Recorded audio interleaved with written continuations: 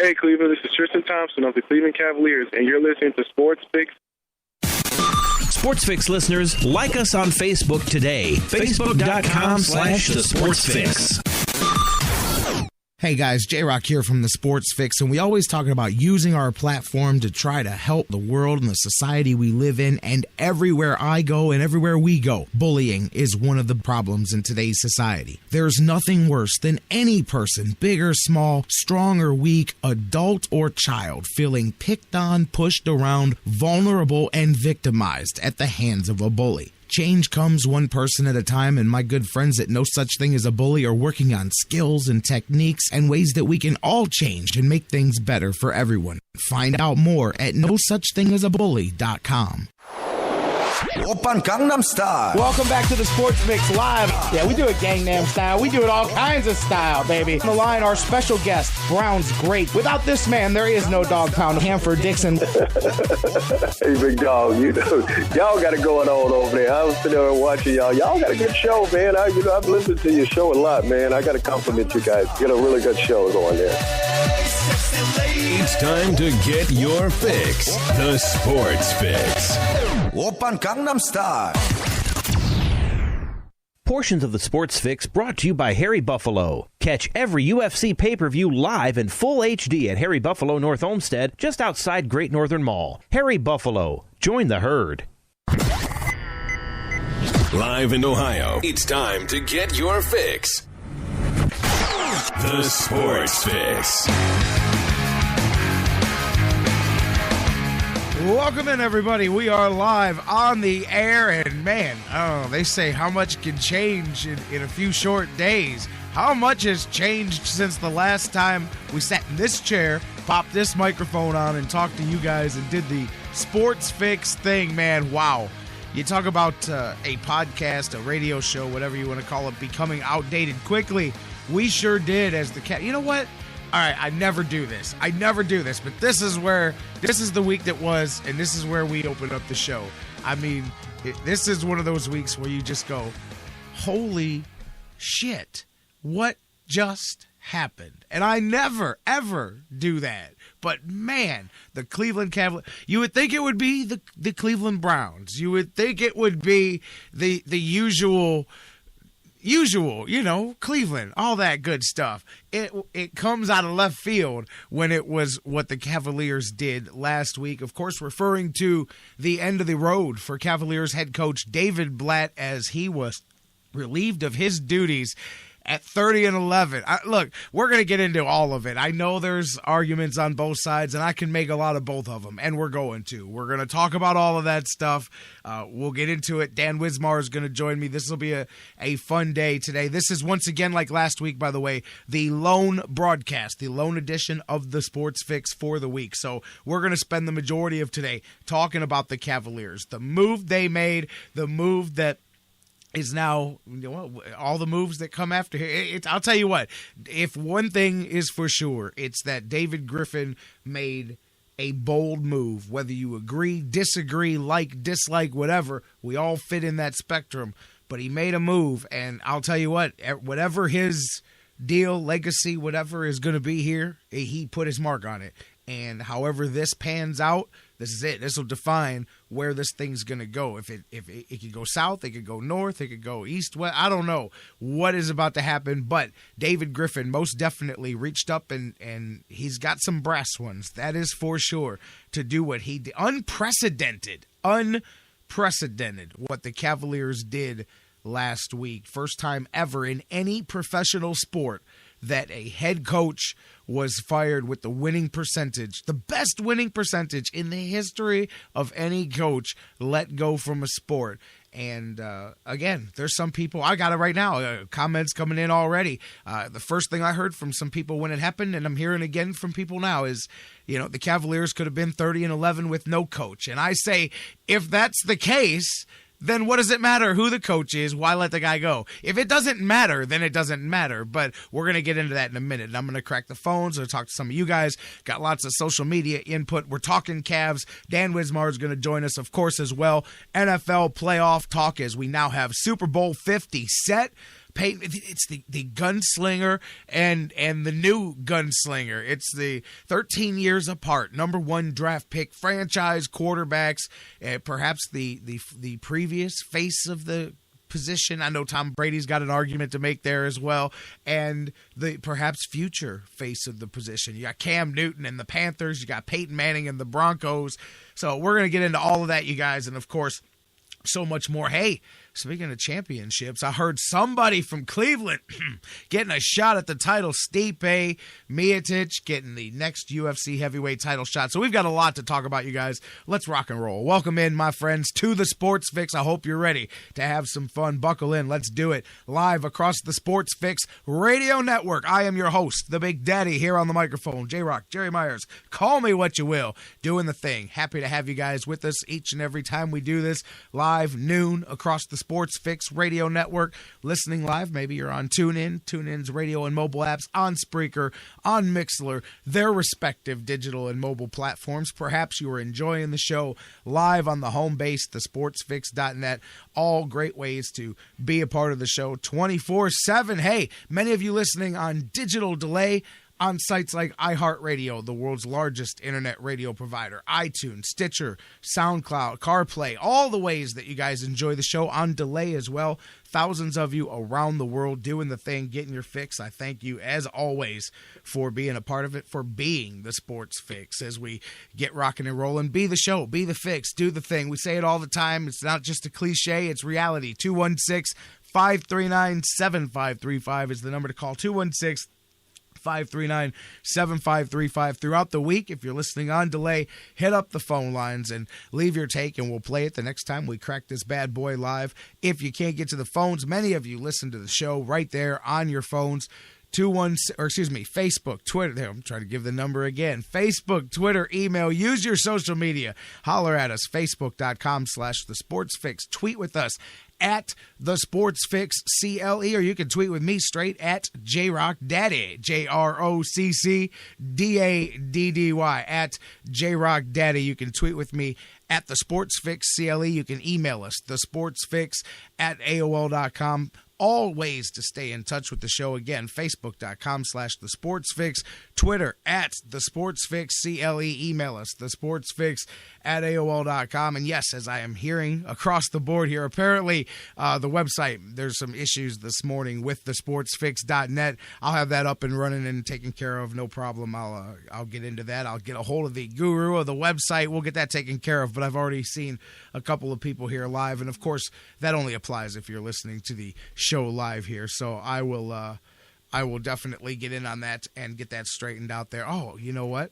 Dan Wismar just hit me up with the deal. Well, there you go. That's just simply bad planning, bad planning on our part. Apparently, the domain name may have expired, so silly me. I'll get that taken care of here, and we'll get that back up and running for you guys. As a matter of fact, I'll get that taken care of during the next commercial break. So anyways, Dan Wismar, thank you. He's listening live. He's going to join us here in a little bit. Again, 216-539-7535, Facebook, Twitter, email. It's live radio, man. You never know what's going to happen. Facebook.com/thesportsfix, Twitter at thesportsfixCLE, email thesportsfix@AOL.com. And while I've got a few minutes here as I get going, we'll get into some more with the NFL stuff and the playoffs, but I want to talk about the Cavs, obviously, first and foremost, right off the bat.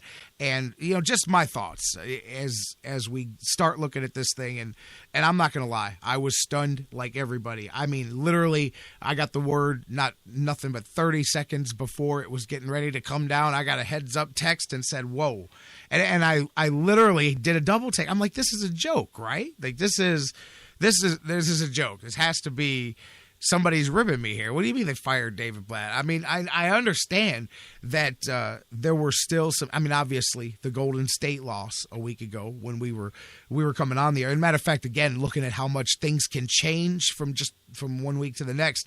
Look back and listen to last week's show, and we're talking about, okay, let's see what happens here with the Cavs, but keeping things in perspective that it's just a, one of 82, as people will say, or whatnot, and man, the aftermath of that. I mean, the Cavaliers, here's the weirder part of the process is that the Cavaliers didn't make a move right after that. They didn't make a move right after the loss to the Golden State Warriors. They then bounced back and won 2 in a row. And obviously, one win much stronger. I mean, I'll tell you what, the win over the Clippers was no joke. Clippers are a strong team, and they came in hot heading into that game. They were playing very well, and the Cavaliers took care of them. Obviously, the night before, Brooklyn, a much easier game. And I was laughing at AC and Fred.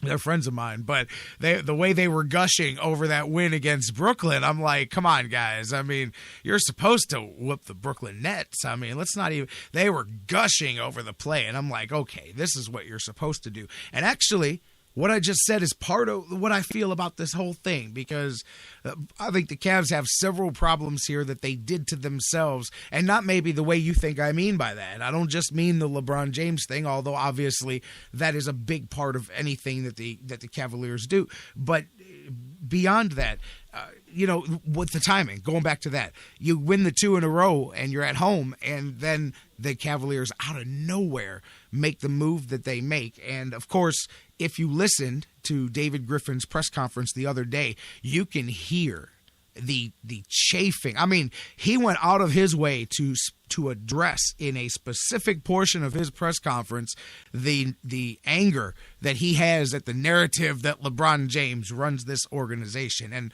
he can get as mad as he wants. He's not going to will and wish that away no matter what he says. People know better. People know the reality. And I'm not one of these guys that's going to sit here and – because I do believe that what David Griffin said on the surface is absolutely true. Absolutely true. You read between the lines, you can pick apart some inaccuracies that I'm going to talk about here in a minute, but you could definitely, what he's saying is true. He did not need on Wednesday to specifically call LeBron James and go, hey, what do you think? He didn't need to talk to JR. He didn't need to talk to anybody, because where things had gotten in the locker room was where they were. And he had seen that for a while. Now, there's a huge difference as we're looking at semantics and words between the need to call him for the actual decision and knowing people's input along the way. And I'll rewind back to the beginning of the whole thing when you look at, well, what was LeBron James' role in this whole thing? We've talked about it many a time. I mean, from day one, I'm not even going to, there's no reason to go all the way back in time and dissect things that have already happened.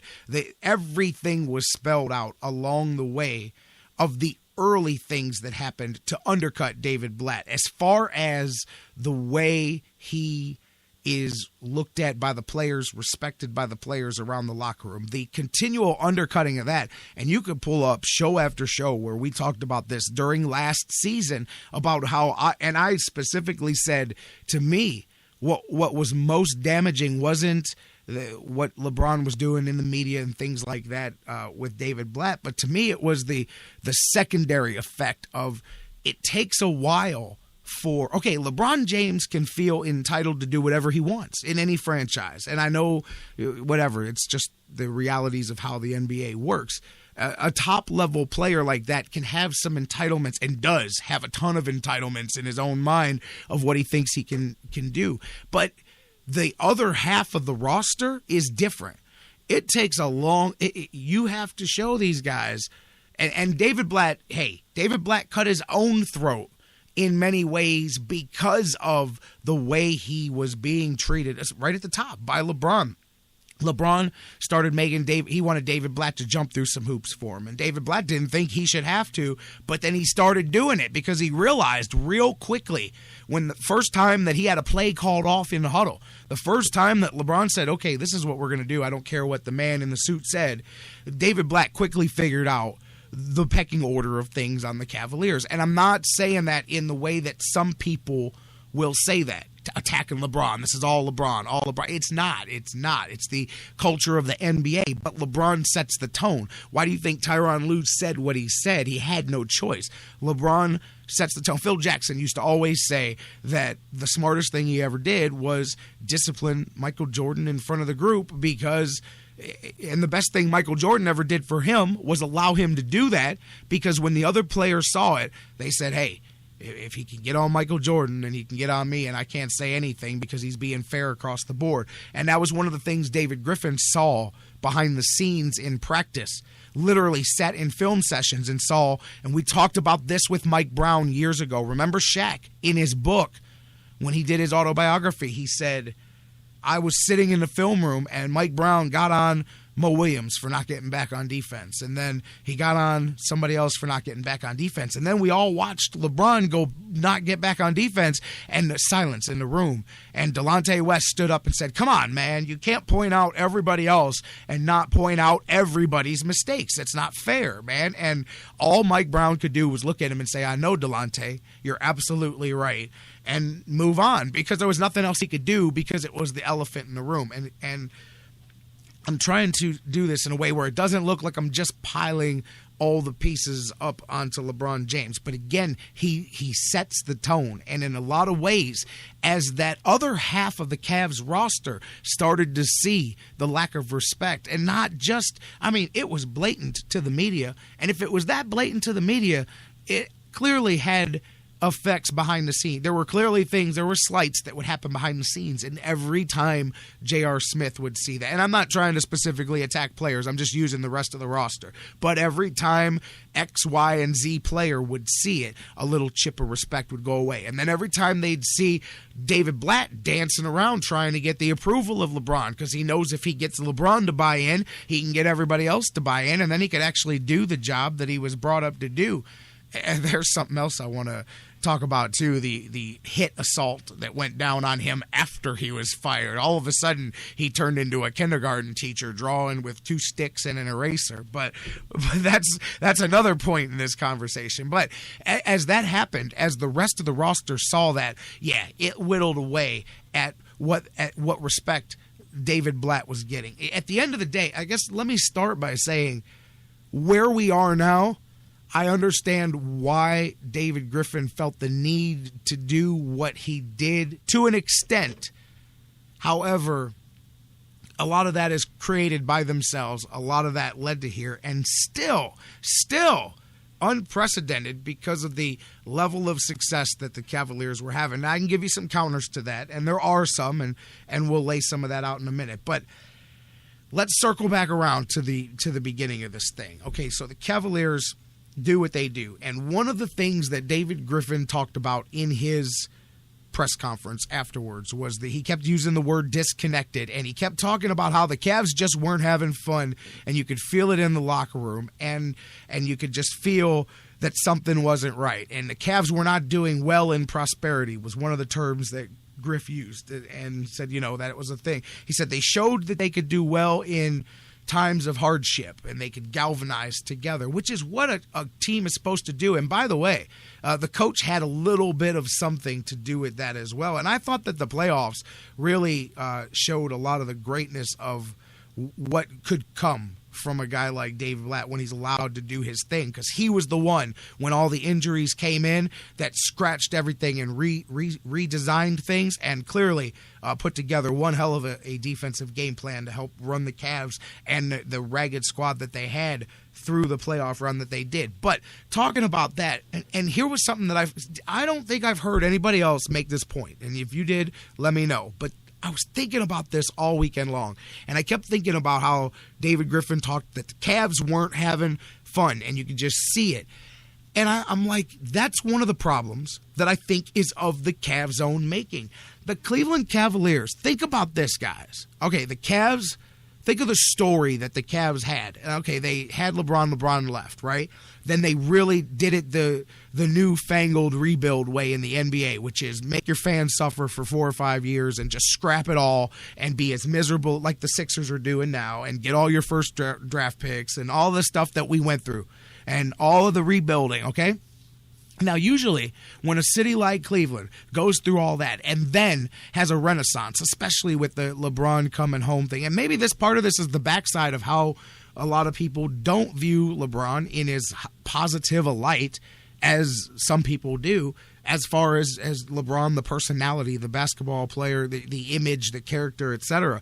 But when you look at all the characteristics, right, and all the things, the story of the Cavs over about the last 5 years or so, usually there's a real feel-good run, just a fun period of time where the first year or two of that run, like, like Golden State trying to run through the play. Like you look at some of these playoff runs that teams have had, you have different periods, that honeymoon phase, that really fun period where there's not just a mountain of expectation. And I don't want to say it like that because obviously with LeBron comes expectations from day one, but usually the general path of progression is from the pits and the depths of disparity. You have that fun time where you start winning again and things are fun and you're back in the playoffs and you're making a run towards a championship. And then once you get to you get to the mountaintop, then it transitions into business. We got to maintain it. We got to stay at the top, all of that. Has anybody besides me noticed that this Cavaliers team got about 3 days of fun? They got that stupid party that they threw for themselves at the beginning of last season. That's it until the playoffs. Now, obviously, things galvanized in the playoffs. Don't get me wrong. I'm not saying that. But as I listened to David Griffin say, well, these guys are just everything was so serious in the locker room and the attitude wasn't right and they weren't having fun. The Cavaliers did that to themselves. They're the ones that all went out and re-upped max contracts this offseason. And they all came in talking about business. And they put on their business face and they made all their business quotes and they talked about how this is serious business. Now, the Cavaliers are the ones that skipped over the fun part of this thing and put themselves right in the all business mode. You cannot do that. You cannot have your entire team say we deserve max contracts. We want to be the pinnacle economically of what we do. All of that stuff. You cannot have it both ways. You can't put yourself there and then complain that it's not fun and the pressure of the expectations has got the locker room and the vibe's not good and all. You cannot have it both ways. The Cavaliers right now should be enjoying a renaissance. They should be enjoying a 1 or 2 year honeymoon period where they can do no wrong. And if you look at it, and again, some of you are going to say, I just don't like LeBron James. I think I have done very fair in the past 2 years of giving credit where credit is due, where LeBron has improved, and critiquing him, which so many people cannot bring themselves to do when it deserves. And I do think a lot of this does fall squarely on his shoulders. I think a lot of the problems with the Cavs right now do in general. I mean, we could circle around and talk about other problems. Like when you look at, I think the Cavs, again, sit there and look at the decision to trade Andrew Wiggins for Kevin Love from so many different perspectives as perhaps they made a left when they should have made a right. And because that decision's still in the air, by the way. There's no guarantee that 3 weeks from now Kevin Love is still on the Cavs. And as crazy as that may have sounded a week ago, nothing is crazy with the Cavs now. I was talking to somebody last night, and we were talking about that, and he goes, hey, man, they just fired their coach at 30-11. Nothing's off. It's all off the table now. They can make any decision now, and you can't be surprised by it because clearly they're moving on the fly here. So right there, starting with the disconnect thing, that I just want to say that I think the Cavs did so much of that to themselves by everybody cashing in, everybody getting paid, and everybody putting on the suit and tie and going into business mode, which is fine. But, and again, I know a lot of times I use references to the Bulls because I've done a lot of research on both of their three-peats and on the run from the time they drafted Michael Jordan, how they built that franchise. And I can even relate to during their runs of championships. There was the beginning, which was the build, which was fun. And the first championship was fun, and the second one got more pressure. And then by the third one, it weighs on everybody, and it's business, and it's focus. And the Cavs skipped through that. Somehow they didn't even get the real honeymoon period. It lasted for a little bit, and I know some of that comes with LeBron James. But some of that was brought by LeBron, but the way a lot of the actions that were done. You guys, look, if you follow me on social media, this isn't just a guy that is spouting against LeBron James. I posted a couple of videos in the last few days that were just, they're just so eye-opening to people. Like when you look at the Golden State loss, I've got a video where LeBron goes to the end of the bench and the camera is zoomed in on him. And you don't have to be a professional lip reader. He literally goes to the end of the bench, sits next to Tyronn Lue, and blatantly says, I'm tired of this, all of this. This guy doesn't run no effing offensive sets. I'm just frustrated with it all, and I'm done.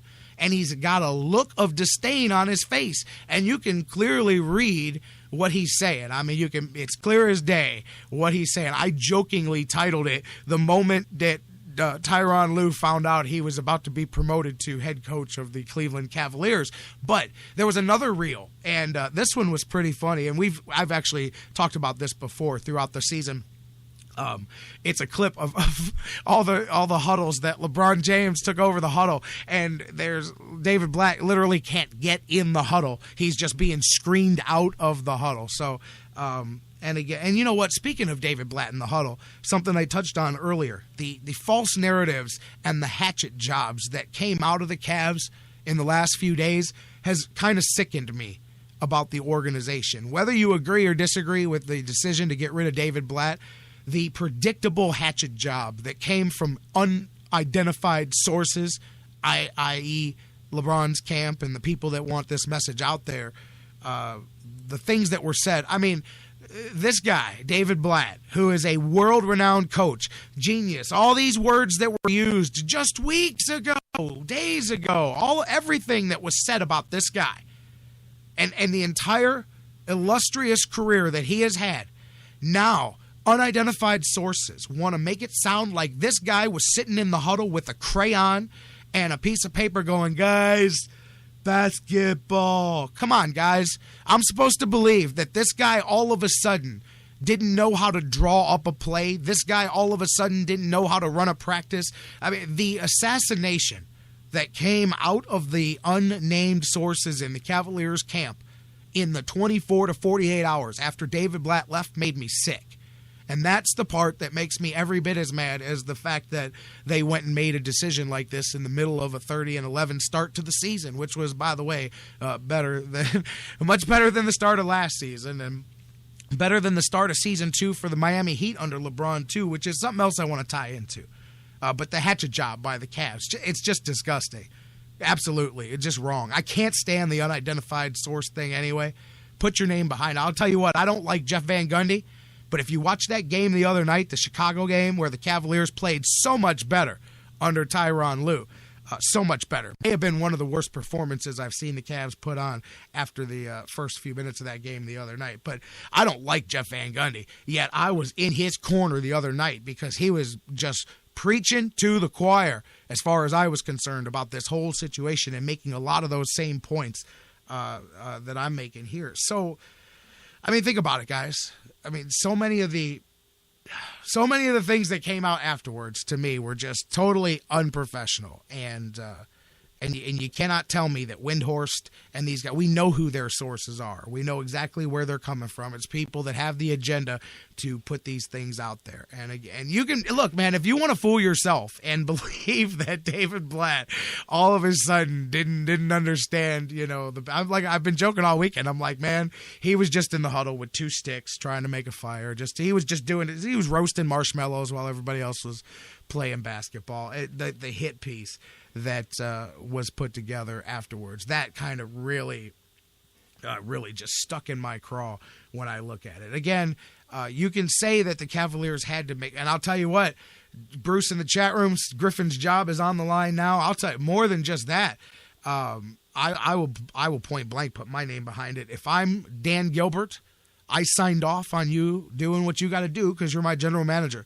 If the Cavaliers, and I don't mean if they don't win a championship, what I mean, if the Cavaliers from here on out don't play any different, if things don't change, if this remains the status quo, then I have to relieve David Griffin of his duties if I'm Dan Gilbert, because to me, this is a panic. This was a move that you made here for whatever reason, but clearly it wasn't in the right. Because I go back to, say what you want, and I'm going to point to Miami as a situation.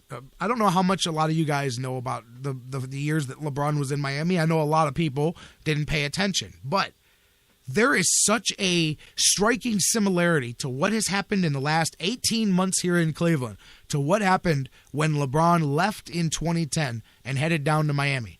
Think about it. In that first season, LeBron, when Pat Riley sold LeBron on going to Miami. He sold him on giving Spo a try. LeBron, Bosh, Wade, not so. Wade was sold on Spo. LeBron, not at all. Riley gave him the backup. Hey, if this thing doesn't work out, I'll come down from the top and I'll coach this thing. So LeBron had a backup, and Riley laid all his rings out on the table and said, hey, who's got the rings, LeBron? And LeBron said, okay, I'm going to do it your way.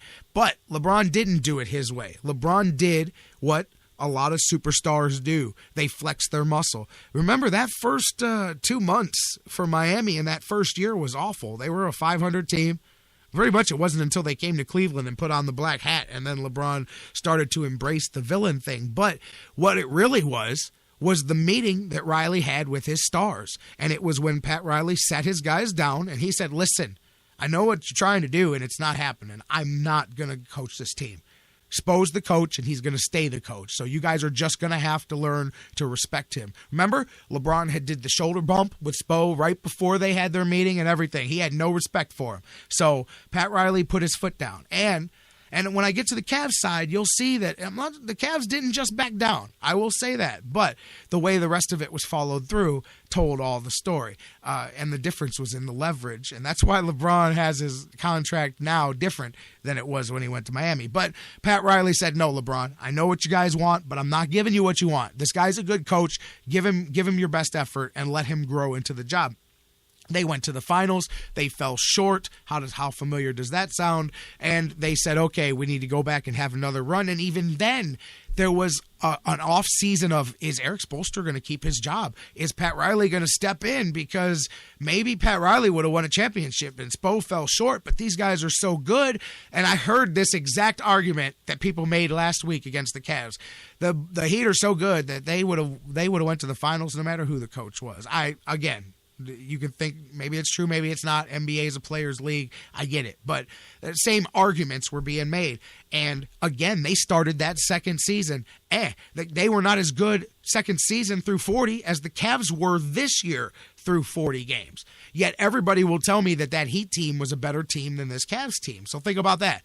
Just keep that in mind. But anyways, they again had a similar situation, and Pat Riley once again had to get his coaches back. And once that team figured it out, then they kept running. And for 4 years, they went through and had a pretty decent run, I would say, down there in Miami. Now let me bring it back around to Cleveland. Look at how similar the beginning of the thing in Cleveland here is to the same process that went down in Miami.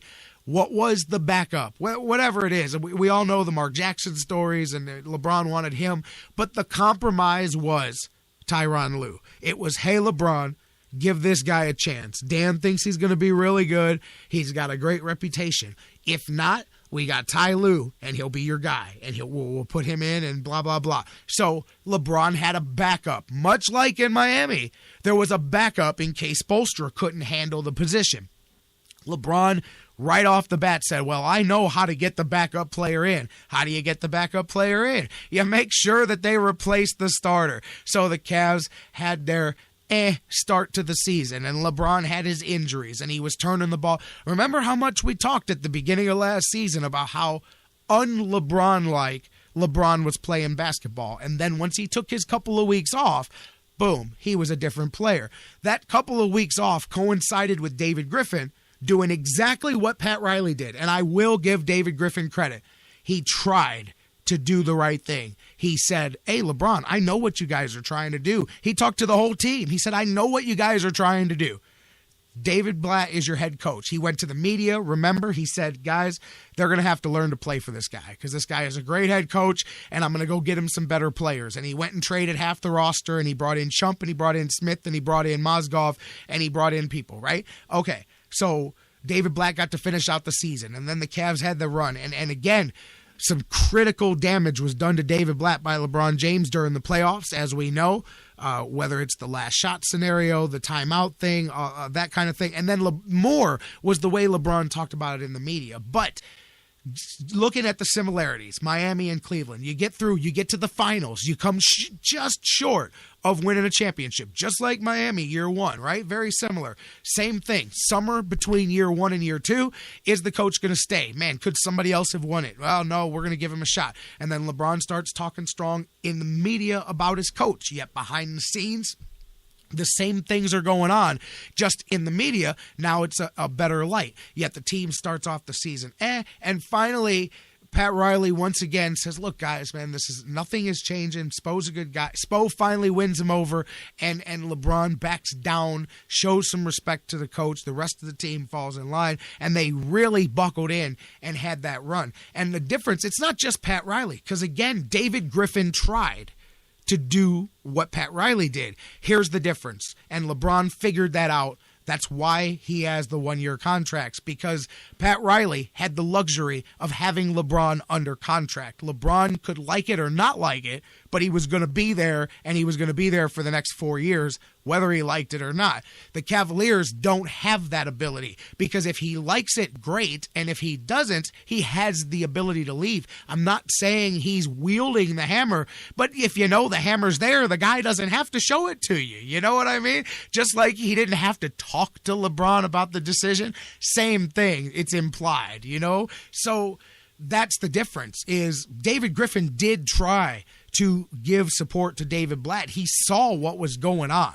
That being said, with the one-year deals that LeBron has, that really changes the equation, because it puts all of the leverage on one side and not the other. That's the big difference. Trust me. Pat Riley, you can say he would have and should have and did. If LeBron was under a one-year contract, Pat Riley very well may have fired Eric Spoelstra and stepped down and became the head coach, because he would have ran the risk of losing LeBron, and he had just retooled everything to go that way. You can't exactly, once you put the genie out of the bottle, you can't put it back. You got marketing, you've got a whole 3-4 year plan in place. So that's the difference, and that's where that leverage comes in. So, and I'll tell you what, I was very shocked. And I'm going to get to the break, and I want to get Dan in on this conversation, and I want to talk to some of you guys. I was very shocked at the way the Cavaliers played Game 1 against the Bulls. And I'll tell you why. Because I was fully expecting. Tell me you guys weren't expecting the Cavs to come out and play just balls to the wall to prove a point. I was expecting LeBron to come out and channel LeBron of 10 years ago, only to show the world, hey, see, look at how much things are starting off on a good foot. Instead, it couldn't have been more the opposite. They looked worse than they have in perhaps any loss, except when they got blown out by Golden State, when they completely tanked against Portland the day after Christmas. I mean, with the exception of those, there's not a lot of times that they looked worse. I mean, they were awful. They were absolutely awful. The whole team was playing iso ball all night long. And then Tyronn Lue, I'll tell you what, say what you will, I never once heard David Blatt make stupid excuses for his team, man. I don't think he would have came out there and said, hey, maybe you could say that's part of the problem. Maybe the Cavs are out of shape, as Tyronn Lue says. I find it impossible to allow myself to believe that a team of not just NBA players, but mostly the highest paid NBA players at their various positions can be 41, 42 games, whatever, into a season and be out of shape. These guys can't run up and down the court. These guys, they've been playing basketball their whole life. Get out of here. And if that's the case, then David Griffin should have been fired right along with David Blatt, because as he reminded us all, he's been in every practice, he's been in every game, he's been in every locker room after the game, he's seen the team every day. He spends an inordinate amount of time with the team, as he said the other day. Well, if that's the case, then you obviously have seen them not practicing, apparently. Because how do you be out of shape unless you haven't been practicing, unless you haven't been running in practice, unless you haven't? How is that even possible? How is that possible? Meanwhile, the game that the Cavaliers play the best is the defensive low-scoring style. And now Tyronn Lue wants to flip the switch. You know why? Because LeBron James sees what Golden State's doing. And these guys, David Blatt is a big mark for 100. He grew up in the era of the Suns where they scored 140 points a game.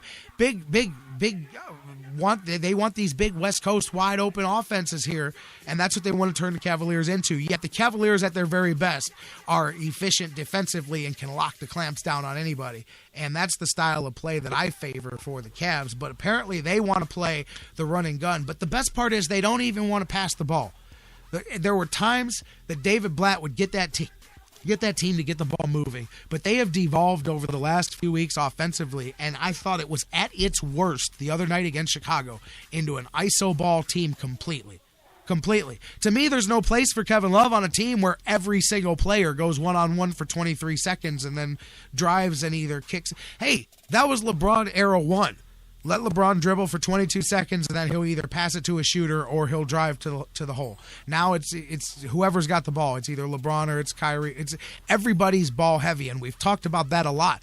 David Blatt, his whole offense was about moving the ball, and I just wonder how much the lack of respect for what he did got in the way of what he was trying to do, because the times that he did do what he was doing, he was a pretty good coach, and the Cavaliers played pretty well. But they're going to tell you that they could have done that no matter who the coach was. And if that's the case, who do you blame for the other night? Who do you blame for that?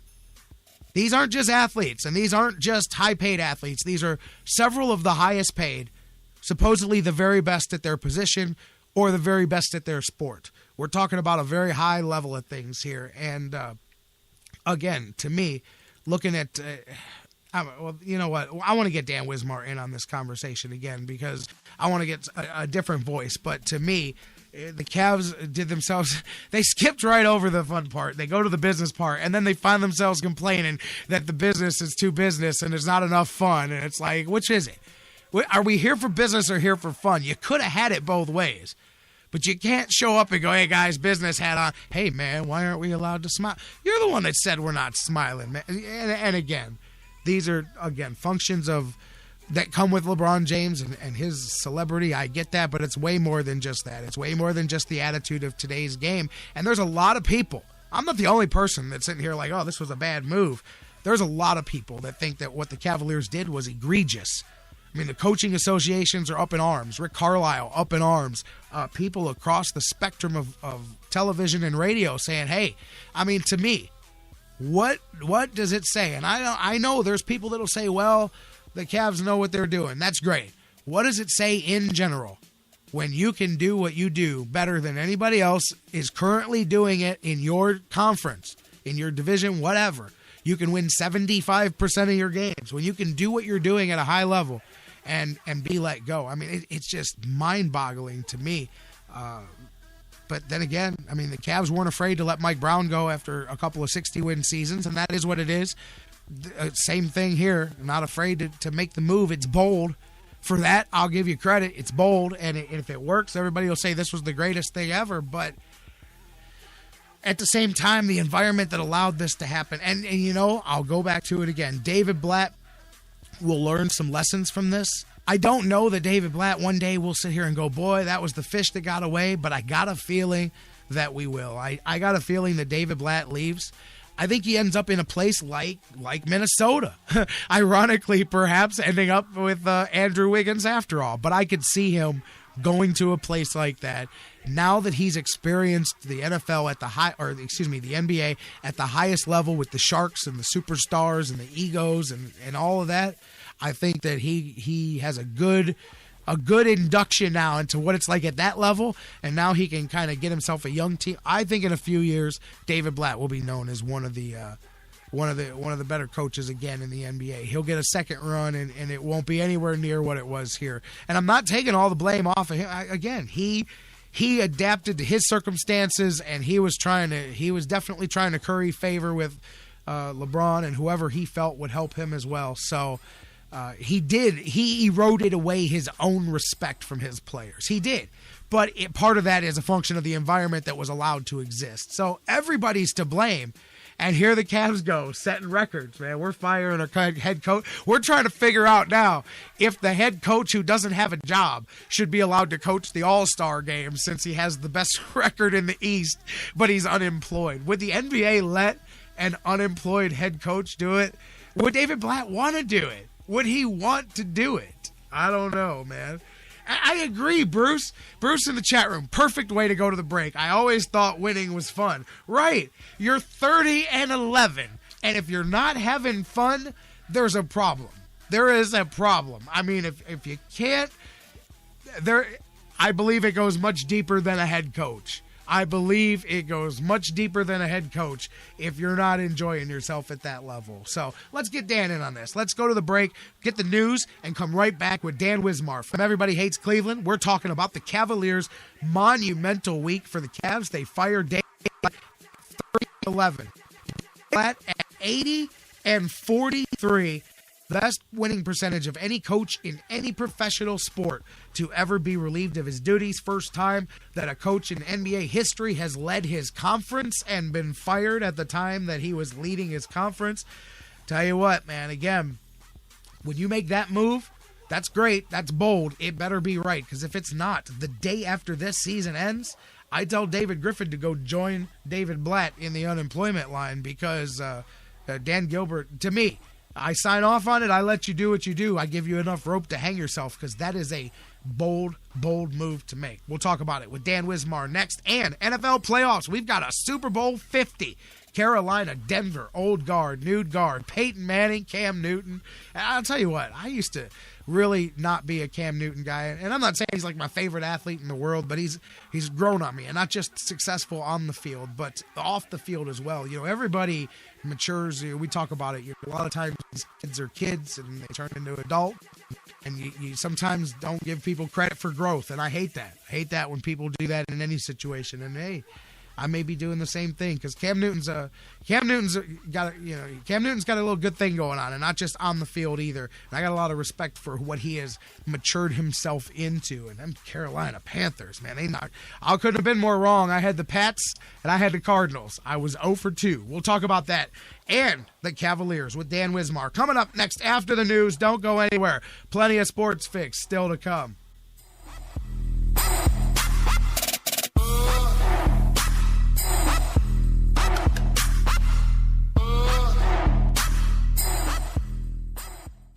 We here at the Sports Fix want to make all of your dreams come true. What about my dream? Edith, I told you I can't build your candy house. It will fall down. The sun will melt the candy. It won't work. It will if it never rains. Oh, maybe not all of them. Get your fix on the Sports Fix. Hey guys, before we go to the break, I want to talk to you a little bit again about our good friends at Harry Buffalo North Olmsted, the UFC, the Ultimate Fighting Championships, some of the hottest fights in the world today. Each and every one of their huge events, Harry Buffalo is one of the few places in Northeast Ohio you can go there and watch each and every UFC fight at the Harry Buffalo. And let me tell you, I've been there. The people are out the door. They are to the rafters. It is one of the craziest environments for some UFC fights. Wing Mondays, they've got great deals on wings and drinks, and every day of the week there's a different special, a different deal. And don't forget the Bison Burger, the unbelievable. It is the combination of a fantastic burger and eating healthy combined into one unbelievable sandwich. You have got to get a Bison Burger while you're there. So whatever you're looking for, whatever day of the week, Monday through Friday, Saturday, Sundays, there's something for you at the Harry Buffalo North Olmsted, just outside Great Northern Mall. Check them out today. Harry Buffalo, join the herd. Sports Fix listeners, do you tweet? So do we. So tweet with us 24/7 at the Sports Fix CLE. I'm Little Teapot, short and stout. Here is my handle and here is my spout. No, Dad, like this. When I get all steamed up, then I shout, tip me over and pour me out. This is WWE superstar Roman Reigns. The smallest moments can have the biggest impact on a child's life. Take time to be a dad today. Visit fatherhood.gov, brought to you by the U.S. Department of Health and Human Services and the Ad Council. Fantasy sports lovers, you put so much time, hard work, and effort into playing week to week that it quickly stops being a fantasy and starts getting real. Real time spent making real decisions, creating real victory. I'm the greatest man in the world! And when the smoke clears, you want to show off those victories with a real prize. I mean, a really real prize. Yeah. Nobody does that like Fantasy Jocks. The crew over at Fantasy Jocks have beautiful, high-quality, and heavy-duty championship belts, rings, trophies, and so much more for all your fantasy sports needs. The trophy's 12 feet high, and it is glorious! Football, baseball, hoops, you name it, they have it. Plus, they have awesome draft kits and party supplies to make all your preseason activities the envy of everyone. If your league needs a ring, belt, or trophy, or you want to upgrade what you already have, there's literally only one place to go. If you're going to be a fantasy jock, do it right. It's mine, the most magnificent belt ever created, and it's mine. With America's Fantasy Sports Superstore, FantasyJocks.com. Portions of the Sports Fix brought to you by Fantasy Jocks. Visit FantasyJocks.com, your fantasy sports superstore. Championship belts, rings, trophies, and more. News break. Good morning, I'm Bob Picozzi. It will be the 8th Super Bowl for Denver, only the 2nd for Carolina. They'll meet on February 7th in Santa Clara after missing 6 games with a torn plantar fascia. Peyton Manning has returned to help coach Gary Kubiak's Broncos win the AFC Championship for the 2nd time in 3 years. The football team just believes that he's going to get it done. And, the big key for us the last 10 quarters of football that we've played is we've had 1 turnover, and that was today. And it's been a difference for our team and has a lot to do with why we get a chance to play another game. Manning completed only 17 of 32 passes for a mere 176 yards in yesterday's 20-18 win over the Patriots, but he threw 2 touchdown passes and no interceptions. The Panthers forced the Cardinals into 7 turnovers in a 49-15 dismantling of Arizona in the NFC title game. Between them, they are 78-10. The Warriors host the Spurs tonight in an NBA showdown. No Tim Duncan will miss the game with a sore right knee. Nobody's lost in the Australian Open Finals more times than Andy Murray. The 4-time runner-up defeated 16-seeded Bernard Tomic 6-4, 6-4, 7-6 today in the round of 16 in Melbourne. The only thing worse than sitting in traffic is all of the wear and tear your engine experiences from the constant stop and go. So do your engine a favor. Make the switch to Pennzoil Synthetics. Made from natural gas and designed for complete protection. Pennzoil Synthetics. This is Greg Pruitt, formerly of the Cleveland Browns, and you're listening to The Sports Fix. Thank you for calling the Sports Fix. May I ask who's calling? Dark Helmet. I am your father's brother's nephew's cousin's former roommate. So what does that make you to the show? Absolutely nothing. Call the Sports Fix, even if you have nothing to say at all.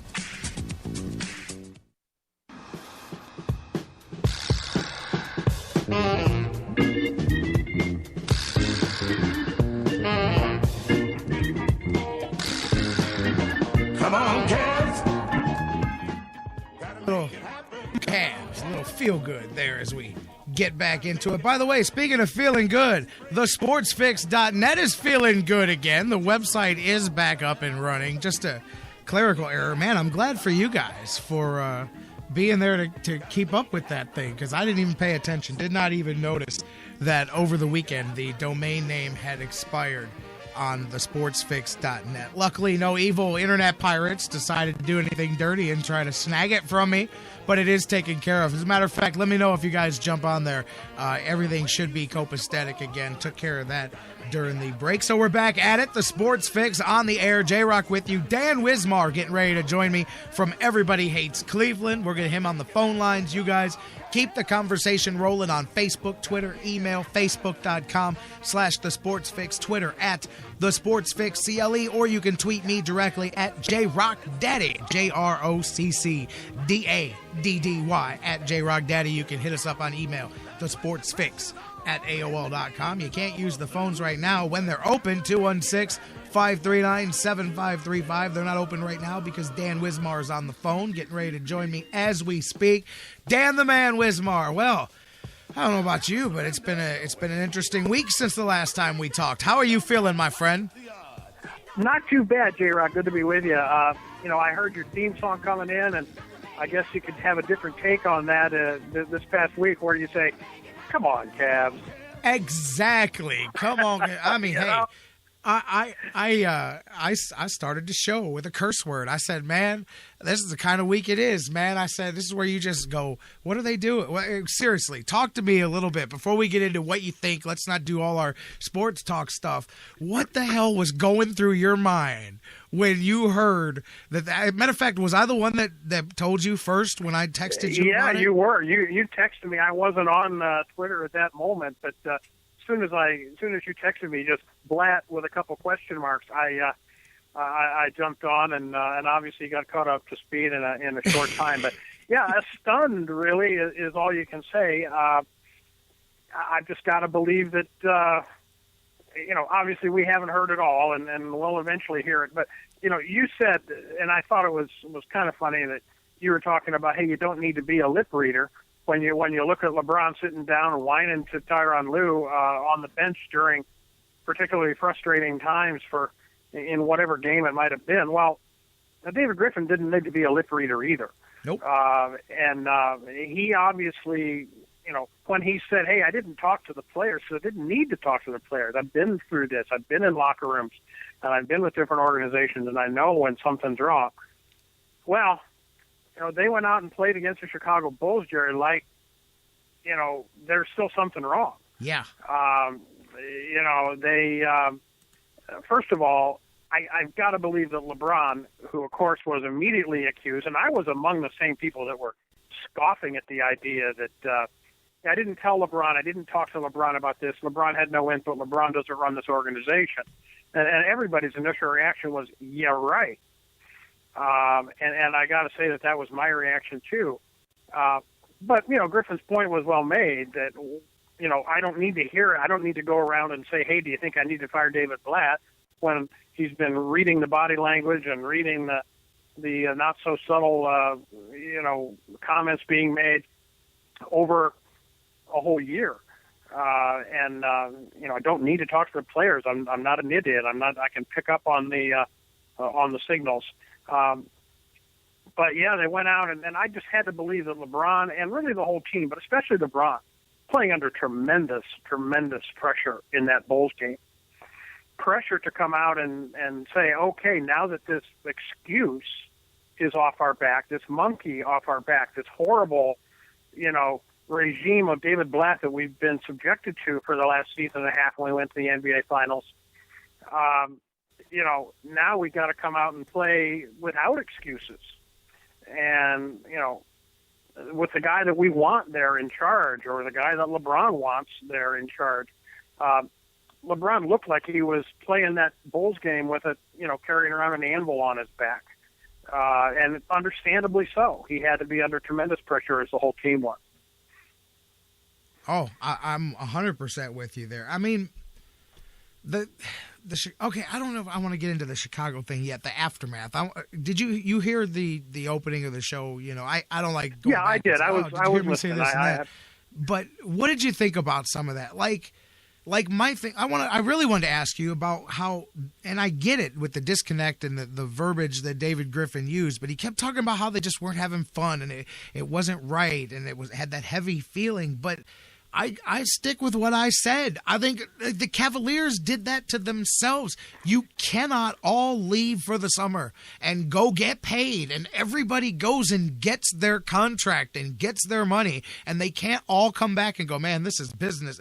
Like I said, even I look back at those Bulls three-peats, and there was literally an up and down as far as the feelings. It was a good feeling on the way up, and the first year was an unbelievable high. The second championship was still fun. The third one becomes work because of all the expectations. Somehow these guys did that to themselves without ever getting to enjoy the fun part of this run, but then you can't be there and then complain that it's all business and we're not having enough fun, because you guys made it all business. You guys are the ones that put that onus on it and made it that way. So yes, it is a business, and people expect you to go out there and I don't care. They expect you to entertain them. They expect you to jump up and down and dance for whatever you want to say. That's what they're paying you $100 a ticket to do, and that's what you're making $100 million a year, a contract to go out there and go do. So you can't put that on yourself and then also use that as a reason to say, well, these guys aren't having fun. Oh, you're very right. It's a great point, and you're right. Ever since this past off season, and forget about everybody getting paid, but just go back to the idea that, hey man, 82 games, it's a long grind just to seed the tournament, and we've got to go out there every night and perform, and it is all business. I mean, LeBron has been all about the all business thing. That's been, if anything, the theme of this season.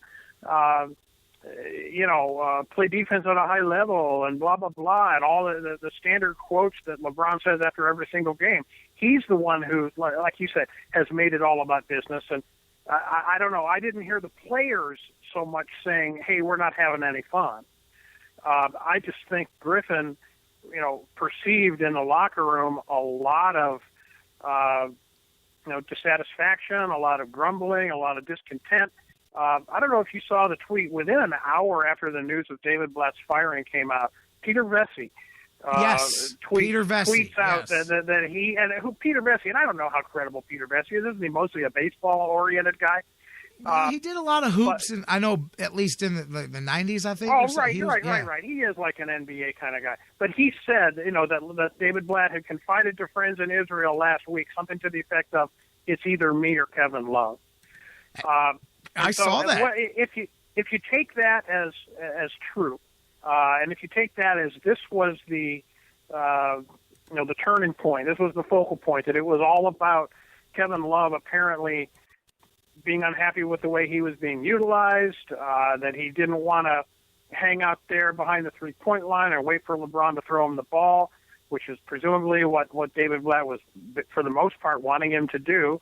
And running his offense, through LeBron and Kyrie, and running a whole bunch of, ISOs as a high percentage of the kind of sets that they run. Which I don't think, by the way, is necessarily a bad thing. I'm no X's and O's genius, but I also know that, in crunch time, you could do a lot worse than having either Kyrie or LeBron just take it to the rack. I'm with you. I read that a little differently, though. See, I didn't read that as, and I was just talking to some guys about this over the weekend who came at it just like you. They took it as, well, it's either me or Kevin Love. One of us has got to go. I took it as one of us was going to be the scapegoat for the reason this thing's not fitting together. It was either going to be David Blatt or Kevin Love who was moved out because of the fit issues. And I still believe, this is crazy, but I think that Kevin Love is very much in play. Matter of fact, Sam Amico, who used to work for the Akron Beacon Journal, now he does his own thing independently. He had a thing over the weekend and said that the Cavs had several major trade options on the table, at least one of which they were very seriously considering going through with. And I believe that may be, perhaps where there's smoke, there's fire with the Love, Mozgov, DeMarcus Cousins discussions, because obviously the Cavs, would love to get a guy like that in the middle. The Mozgov issues with Kevin Love. But I took it as Blatt was saying, one of us is going to be the blame for this thing. One of us is going to get moved out of the way, because that was another thing that Sam Amico was talking about. He has a great little website, AmicoHoops, I believe.com. He's taken his thing independent, and he's got 20 years of deep in the team sources. He's one of the guys that I believe is truly connected to things, and he said, hey, this thing is way deeper than David Blatt. LeBron and Kyrie and Kevin Love, there's a serious disconnect between Love and the either or with Kyrie and LeBron because of the fact of them having to be so ball dominant. And once again, for all the talk in the offseason about we're going to make this thing work together, Kevin Love fits in every bit as awkwardly with those guys' style of play now as he did last season. So I kind of took it as that was what David Blatt meant. And I think there's proof in that, and the fact that all the players said when they showed up, they thought Kevin Love had gotten traded. They thought somebody had gotten traded. Kevin Love thought he got traded when he got the phone call to come to the building. So I think where there's smoke, there's fire. And as unprecedented as it is to trade a guy 4 months after you sign him to a maximum contract, it's also unprecedented to fire your coach at 30-11. So I think everything's off the table. If the Cavs feel that the fit is not right, they may do something. And I know this is sour grapes now, but boy, Andrew Wiggins, that rookie contract, boy, he sure would fit in nicely with these issues now. But again, that's part of the the pressure of the one-year contracts. That's what I wanted to get back to real quick. I was talking about that at the beginning. Do you agree with my similarities to Miami and LeBron 2.0 here in Cleveland as far as how the first 2 years are going? Well, yeah, and you obviously have done some more digging into that and are more familiar with it than I am. But I did listen to it. It's interesting. Like you, I enjoy Sam Amico. Sam used to write for the Cleveland Fan too, and I know Sam and respect him as a guy with some sources. Like you, I heard a bunch of those rumors about making trades. Somebody was floating one yesterday about Love and Tristan Thompson and number ones for Kevin Durant. Goodness! Now that's ridiculous, man. Somebody floated that one. It looked like it was some kind of a fake Cavs account. Okay, Dan. Now this is a cheap shot at LeBron. I'm not going to lie, but in 2016, how much does it take for the greatest player in the world to win a championship? I mean, all we needed was to trade the number 1 pick for Kevin Love, and then all we needed to do was trade for some defense and a shooter and a center, and then we needed to replace the head coach. Now all we need is one more All-Star, and we can make this thing happen, right? Yeah, you know something. When they were playing in Chicago the other night, first of all, everyone expected, and you and I, we probably both expected, the Chicago beat writers from reports I was hearing from the arena, were expecting the Bulls to get blown out by 25 Oh, yeah, I thought the Cavs were going to show up and go to work, man. Yeah, and of course, LeBron is the focal point of all this. LeBron, a guy who's being falsely accused of running the organization, would have to come out, on fire. And that, all we heard was part of the reason that Blatt was fired was because he refused to take LeBron on. He refused to hold LeBron accountable, I believe was the expression that I heard. Yep. And Tyronn Lue in his first public comments was saying that he was going to do just that. That he was planning, that was his charter presumably from Griffin to make LeBron accountable, to hold LeBron accountable, to make sure he gets criticized when he screws up just like everybody else, treat him just like one other player. You could, if you were a little bit of a cynic, which obviously we all are inclined to be from time to time in Cleveland. Yes. That this Bulls game the other night was LeBron saying, "Hey Tyronn, you're going to hold me accountable. You're going to be the boss. You're going to be in charge. I'll show you who's in charge." Uh-huh. I'm telling you, man. If I play like crap, this team doesn't win, and if I'm not feeling good, and if my feelings are hurt, and if I feel a little bit too much pressure, then things aren't going to go the Cavs' way. And you know what? Just along those lines about holding LeBron accountable, I thought this one kind of went. And I don't know, maybe this one didn't get reported as widely as some of the other stuff, but the story about David Griffin sitting in last week or whatever on a film session or 2 weeks ago, and David Griffin watching LeBron make a mistake on the video and David Blatt not say anything, and David Griffin stood up and apparently corrected LeBron in front of the rest of the group, and the rest of the players took it as, obviously David Blatt not, and that's where he did himself in. Regardless, if I think he's a great coach, X's and O's, whatever he may or may not be, he cut his own throat every single day. But it's the function of what he thought he had to do. When the organization gives you all the signs that it's LeBron's world and you're just hanging out in it, then if you don't have enough confidence in yourself, which he did not have as an NBA coach. He had confidence in himself as a basketball coach, but not as an NBA coach because he catered to LeBron. He thought that he was buying himself some curry with LeBron. Instead, he was just burying himself, and once everybody else saw that, boom. But the David Griffin thing and the fact that he legitimately chastised LeBron during a film session last week or whenever it was, then the fact that he got so aggressive about the LeBron runs the franchise thing, it does lead me to believe that perhaps that's more than just talk, that deep down that it may bother David Griffin, but it's not the narrative that bothers him. It's the reality of the situation that bothers David Griffin, with all due respect. I think he is now a year and a half into realizing what having LeBron James on your team entails, and it's much more than just what he brings on the basketball court. Well, right, and the point has been made ad nauseum about, the NBA is a players' league, not a coaches' league. The sooner you get around to understanding that and accepting that, the better off everybody's going to be. That you can't fire a player, with a multi-year, X number of $1 million contract. It's the same is true to a degree in all pro sports, but it's certainly true to a greater degree in the NBA. Fewer guys, bigger money, and less influence by the coach, no matter who the heck he is. But I got to say one thing, and I agree with you 100% about the post-firing trashing of David Blatt as a guy who, was in over his head is what you hear. And a guy who's in over his head doesn't go to the NBA Finals and go up 2-1 over the best team in the world was ever seen, the Golden State Warriors, with two of his starters out injured.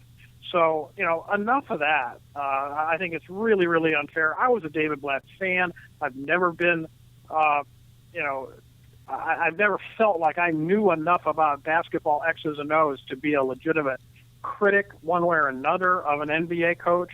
But I also, they say that he didn't have the respect of his players because he didn't have the NBA experience. He never played the game. He never coached in the NBA. And all of a sudden, the guy that's going to take you to the mountaintop is a guy who was a bit player, a marginal NBA player at his best, and Tyronn Lue. Nothing against him. He might be the greatest guy. He might be brilliant. But the fact that he, knocked around the NBA for 11 seasons, it doesn't make him Red Auerbach, and it doesn't make him, Popovich. And I just think this post facto trashing of Blatt is just unseemly. Do you remember Allen Iverson stepping on Tyronn Lue in the NBA Finals? Everybody, that picture was everywhere in the 24 hours after Blatt was fired. I must have seen it 20 times on Twitter alone. They put Blatt's face on there were photoshops, everything going around. But you know what? Along those lines, I lost some respect for Tyronn Lue the very first press conference he had when right along that same line of trashing David Blatt. He didn't trash him, but he did. I thought it was so vicious when he was asked, what are you going to do differently than David Blatt? And he said, well, I wouldn't say I'm going to do things differently. I'm going to do them better. And I was like, damn. Yeah, that was pretty lame. That was pretty lame. And also, Jerry, let's just touch briefly on the out of shape thing. Yes. Wait a minute now. You are the highest paid assistant coach in the NBA. You have just gone through a full half of a regular season coaching this team. If this team is not in shape, it's your fault why too. Why the hell haven't you done anything about it? Right, David Griffin too. About it? Why haven't you been harping on the players, which is presumably your job to do, to sort of insulate the head coach from the players by getting in their faces when they need to be, when it needs to happen. And 10 and 20 and 30 and 40 games into the regular season, and this team's out of shape. And isn't that your job, Tyronn Lue? The other thing, too, about, all of a sudden the defense was going to get better under Tyronn Lue. Haven't you been in charge of defense for a year and a half? Right. These things were not making any sense to me. Now, I get the fact that what he was saying was, for the style of play that we want to run, they're not in shape. Well, so presumably they're in great shape for David Blatt's style, but they're not in shape for my style, which is essentially we want to run more. And you could see that in the first quarter against Chicago, that they were definitely pushing. They were definitely pushing the ball up the court after makes and after misses because that's what their coach had told them to do, and that was going to be the way they were going to roll. Well, it didn't work out that great, obviously, because the team went unbelievably cold there in the second half of the first quarter and the second quarter, and couldn't throw in the ocean from a rowboat. So it was just hard to do. But I just don't buy the out of shape thing. That seemed like a lame excuse as well. Right, even if you changed your style and you tried to go up tempo, I'm supposed to believe that the best of the best in the world were halfway through the first quarter, they were toast. They've never done this before. They've never kicked it up a notch at that level. In 7 minutes, they were just done because your pace was so blistering. No, the Cavaliers have one of the lowest paces of play in the league as it is offensively, which I think digs into the way they play defense. They're the best freaking defensive team in the league when they play that shut them down, low-scoring style. The Cavaliers just don't want to be that team. They don't want to be the team that David Blatt tried to turn them into. They want to be the Golden State Warriors. They want to score 130 points a night. They want to have and that's great, but I again don't know if having as much ball-dominant players as they do will allow them to do that style of game. I believe the Cavs are perfectly built to shut teams down defensively, and then you've got to figure out which one of these three is going to beat you at the end of the game, because we've got three different guys that can do it, and that's the beauty of what they're doing. But with the out-of-shape thing, I made that same point at the beginning of the show. Not just was that Tyronn Lue's responsibility, but the Cavs, hey, you can't hold all these press conferences and think that I'm not writing down every word that you say. David Griffin cannot tell me that he spends an inordinate amount of time with his team, more than any other general manager in the league, by his own words, that he's in every practice, he's in every locker room, he's there after every game.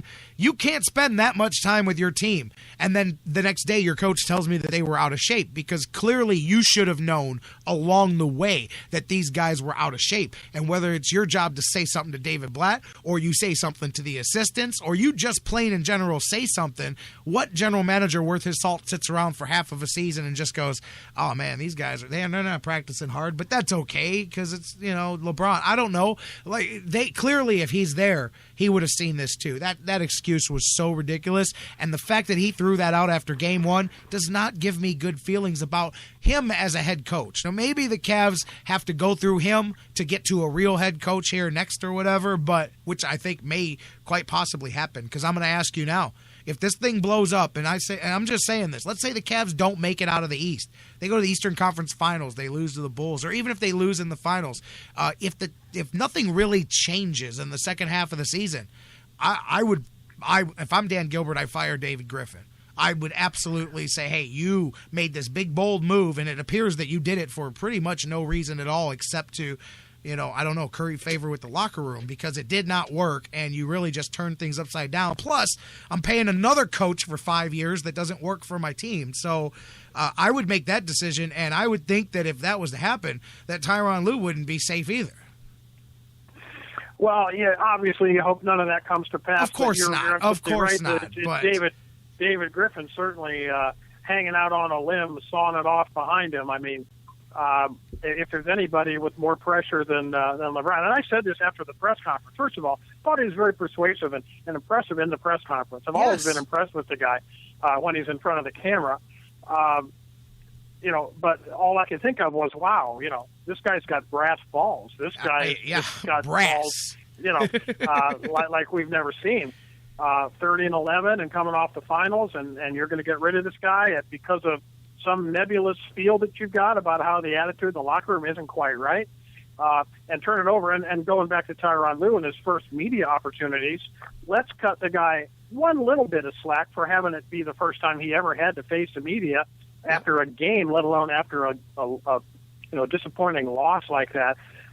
He's got to say something when they ask him if he's going to do things different from David Blatt, and he obviously said the wrong thing there, or something that certainly could be read a different way, and in an insulting way or condescending way.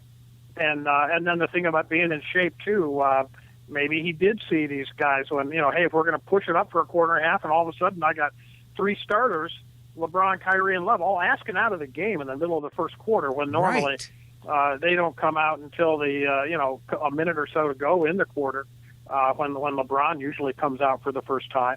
Well, he's asking out because he's winded. That's a sign of improvement, though. They didn't ask David Blatt to take a seat. LeBron, I mean, at least he's asking now. I mean, that's progress. Yeah, right? That's right. So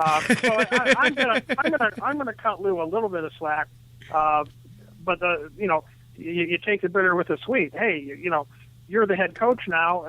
Someone ought to tell Tyronn that he's allowed to stand up occasionally during the game, and give some coaching to his players on the floor, like his butt was glued to the bench the other night. And I thought that was a little bit weird, other than understanding that that's the way he's always done it, because he's always been an assistant.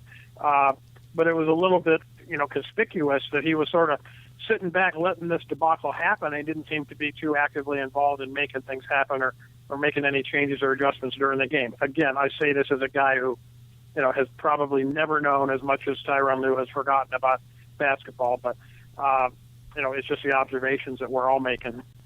So what do you think, man? I mean, what is your feeling? I mean, obviously, it's all up in the air. And in all fairness, Cavaliers have an entire half of a season here to grow together again. I mean, that's the thing is I don't see that's where I'm at. I think what you just said everybody's at is what is different. And I think had you seen even in a loss against Chicago, had you seen something that made you go, okay, these guys are playing with a little more pep, even if you lose a game, even if I don't even care if it's a close game. Point is that in that style of play, you just go, man, I want to see. Well, let me just say first of all that I didn't have a problem with the level of pep or energy or under David Blatt, the Cavs have right? been playing with for the first 41 games of the season. They were season. fine. We were talking about how good this season was going, Dan.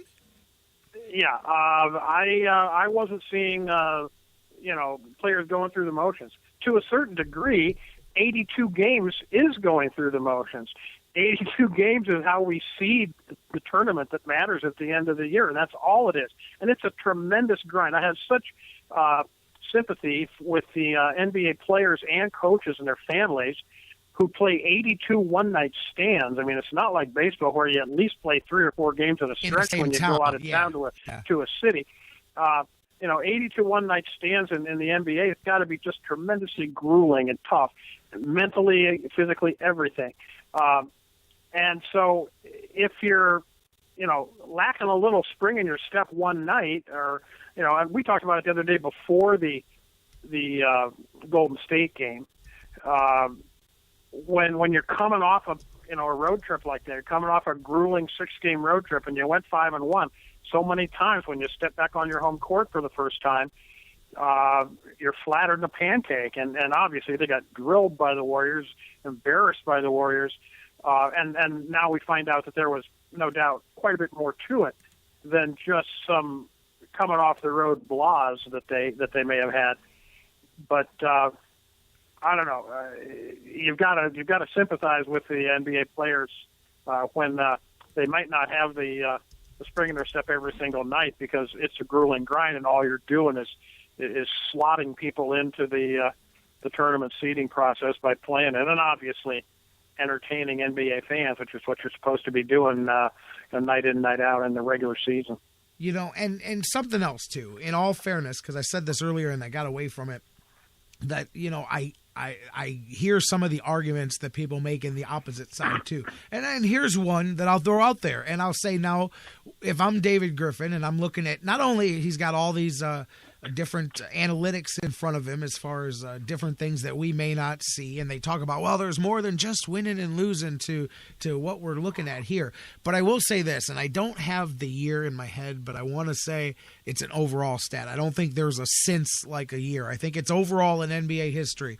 But I believe that the stat that I read the other day said that there have been upwards of 70 teams that have won 70% or more winning percentage in the regular season in the NBA, and only 8 of them have won the championship. So it does go to show that the NBA is a league where you're either there or you're not. You can win a large percentage of your games. Yeah, I guess Mike Brown's a good example of that too. I mean, we made the same arguments and discussions about Mike Brown winning 66 and 16. Exactly. Yeah. So he won 70% or damn near 70% of his games. And a matter of fact, the Cavs, I think, now have the distinction of having 2 of the top 10, definitely in the NBA, but maybe all time, having 2 of the top 10 win percentage coaches in history. They fired them both. The Cavaliers got them both on the list because Mike Brown was up there, and now in a smaller sample size, David Blatt is. But that argument makes sense. I mean, you're talking about 62 out of 70 teams that won 65 or whatever, 60 plus whatever games, whatever 70% equals, that did not win the championship. So it shows that only a small percentage of the best teams throughout NBA regular seasons go on to win a title. So, I mean, from that argument, I can hear it. I mean, do you want to say, oh, well, they made it to the Eastern Conference Finals again? But I don't know, man. That's where I fall short. Now, at that point, if you make you make the change.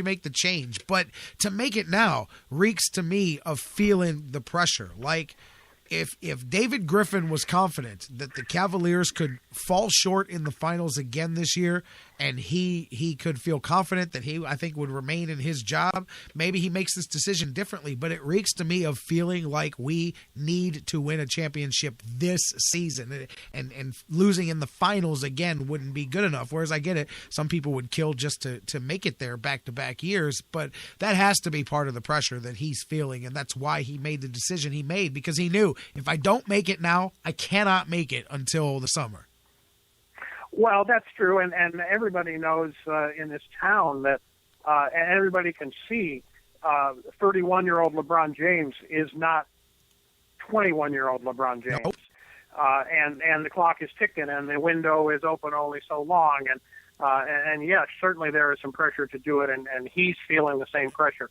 I have not, after going through a period where LeBron's jump shot was looking much better, he fell off the truck with his shooting night the other night. It was just incredibly bad. Cavs going 1 for 10 on their first 10 free throws. I mean, that was a team that was just out of whack and mentally just screwed up. So, all it told me was, hey, man, there is no magic potion. Tyronn Lue is not the magic potion. There is no magic potion.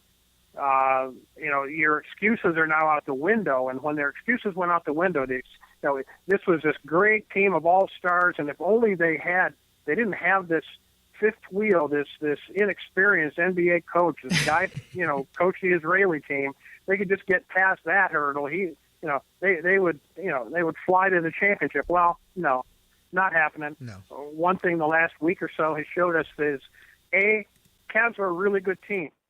Spurs and Warriors, really good teams. Yeah. Great teams. Probably better than the Cavs right now, even with all your all-stars. So, between now and the end of the regular season and the end of the conference finals, you've got a chance to show that, you are as good as the Spurs and the Warriors. So let's have at it. Now there won't be any whining about a coaching issue. And now what you've done is you've settled for a guy who's never coached in the NBA before again. If you have complaints about your coach, well, they're going to sort of be falling on deaf ears because, like you say, you did this to yourself. You made it all business, and you wanted to hang your coach out to dry. Maybe the Golden State Warriors game was just hey, let's see if we can get David Blatt fired over this. Hey. If we lose by 35, then maybe they'll finally pull the plug on this guy.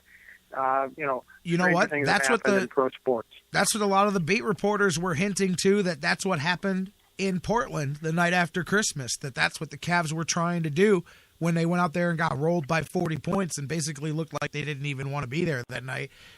There was talk that was an unofficial player revolt to try to force exactly what we just said, based on the Christmas to the Warriors, and then what followed through there with LeBron. And I think we'll end it at this. I mean, obviously, we'll see what the Cavs do here as the second half of this thing gets put together and how the Cavs approach it. But I think about LeBron like this, and I think this is a really fair way to look at him. I think that LeBron, at this stage of his career, at any time is capable on any single day of having a LeBron James game. It's like Jordan at the 30-plus stage of his career. At any time, he could be Michael Jordan for a day here, for a game there, for even a playoff series or two when it needed to be, but could no longer do that every day. I think one of the most telling quotes was the second three-peat when he came back from retirement, and a lot of times the first few years with Scottie Pippen, it was more competitive because you had two guys in their alpha and all of that, and Michael Jordan thought he was the greatest of the greatest, so he was super competitive.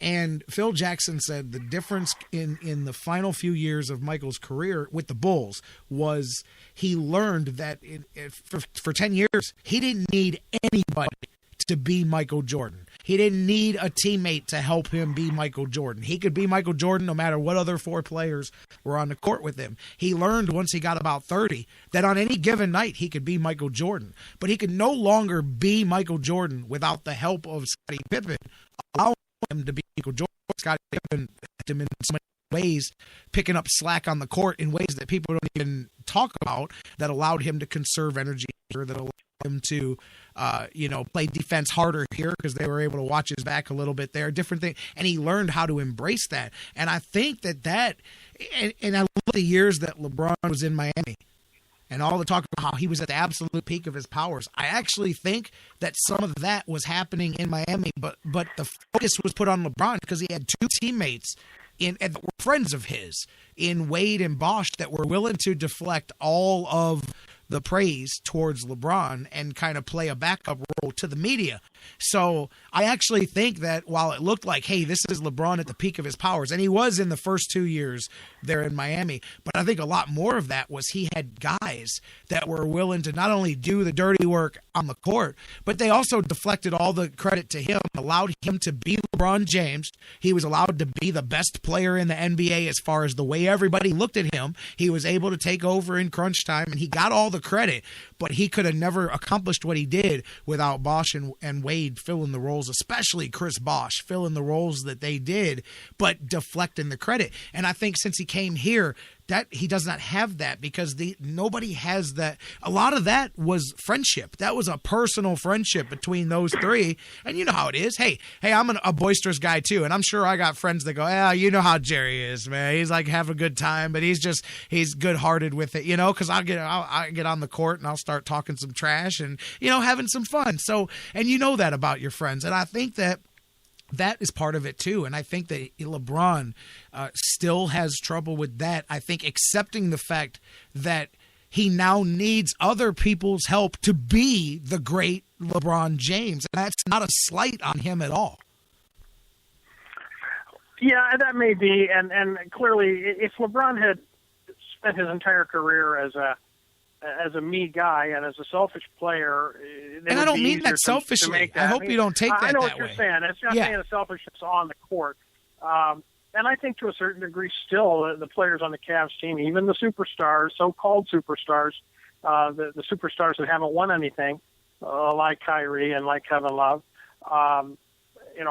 defer to LeBron because they benefit from LeBron. And by the way, maybe I'm just not smart enough to see how Kevin Love doesn't fit in with his team when he's putting up 15 and 15, on a pretty regular basis. I think he fits in great, except they don't seem to want him to fit in sometimes, Dan. I mean, he just off the court. Now, you know LeBron, what I mean? And all this season so far, LeBron has been feeding the ball repeatedly to Kevin Love, whether he's in the post or whether he's standing out behind the three-point line. Which I love, and you do too. LeBron finds him with the basketball.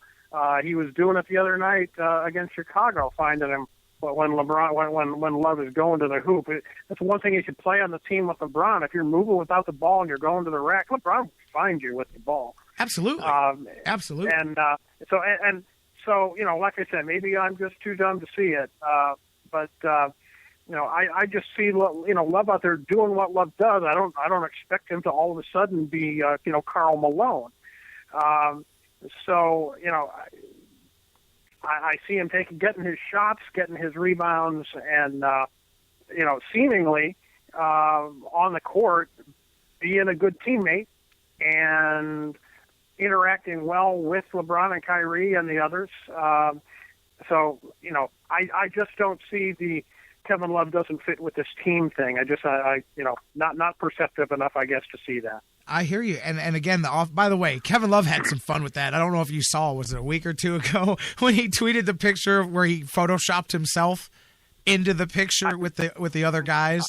I did not see that. It was fun. He was having some fun with it, but it was a photo of some of the other players. It was JR, a bunch of those guys with LeBron, and Kevin Love wasn't in it. And somebody made an issue of it or so. So Kevin Love photoshopped himself into the picture with them or whatever. It was pretty funny. But and then everybody doesn't have to hang out off the court. I mean, that's part of what comes with the process of learning how to mix all of these superstar games together and get it. that's it, man. And I thought at the end of the day, what do they all tell us anyway? Well, all that matters is if we win. But then if you win, they tell you, well, there's things that are more important than winning and losing. Which is it? Are things more important than winning and losing, or just all that matters is if we win? Because I thought they were winning 3 out of every 4. I guess we'll have to see how they do now. You know what I mean? But it's kind of like you can't have it both ways. It's either it's about winning and losing, or it's about everything else. Which is it? Yeah, well, one of the things, and people have made this observation here over the first half of the season, it is now apparent to a lot of people, or at least people think it's apparent, that there are only 3 teams in the NBA that can win the championship this year. and that there's no one in the East that's going to beat the Cavs. Nope. And the only drama in the NBA left between now and the 1st of July is, will it be the Spurs or the Warriors that gets to play the Cavs in the finals? And it's too bad, but you can certainly, as you've seen how the season's unfolded so far, but that's not an outrageous thing to suggest that No. Right now there's 25 teams, and then there's the 3 that have a chance to win. I would say that for sure. Matter of fact, tonight with the Warriors and the Spurs, I just saw this while we were talking, and this is one of those weird stats that ESPN people go dig up. But tonight's game, you got the Warriors and the Spurs. The Warriors are 40-4. San Antonio's 38-6. Combined, they are 78-10. It is the best combined record of any 2 teams to meet in a regular season game in NBA history after halfway point of the season. So through 40, once 40 games have been played or more, no 2 teams have had the combined winning records that this game. So that'll speak to how head and shoulders they are above everybody, including the Cavs. That's going to be a hell of a game tonight. I'm very interested in seeing those 2 teams get at it. And then, of course, the Cavs, they've got a couple of days to get their stuff together because they've got the Spurs coming back up on Saturday. But Warriors and Spurs is going to be a good one. Yeah, I did not realize they were playing tonight. That's definitely something you're going to build your evening around if you're an NBA fan. Oh, for sure. Absolutely. All right. We'll talk some more. Hey, next Monday we'll see what the Cavs do. They've got the Timberwolves tonight. That should be a foregone conclusion. I know we're not supposed to use those words, but if they have any trouble with the Timberwolves tonight, then this conversation is going to go a little differently next Monday. And by the way, well, I guess you can mark Wiggins down for 30 because that's what he always seems to put up against them. But hey, don't get me started on Wiggins now. That's a whole other conversation. He needs some help. Yeah, whole different can of worms. Whole nother one. But anyways, real quick, Minnesota. What do you think is the likelihood? I said Minnesota off the top of my tongue. Likelihood and how soon David Blatt gets a second chance in the NBA, because I think he goes to a team just like Minnesota, a team like what he was supposed to get here in Cleveland, and gets a chance to grow with a young team and maybe gets Wiggins after all. I hope he does, certainly. I'm a fan. I've liked the guy. He's a likable guy.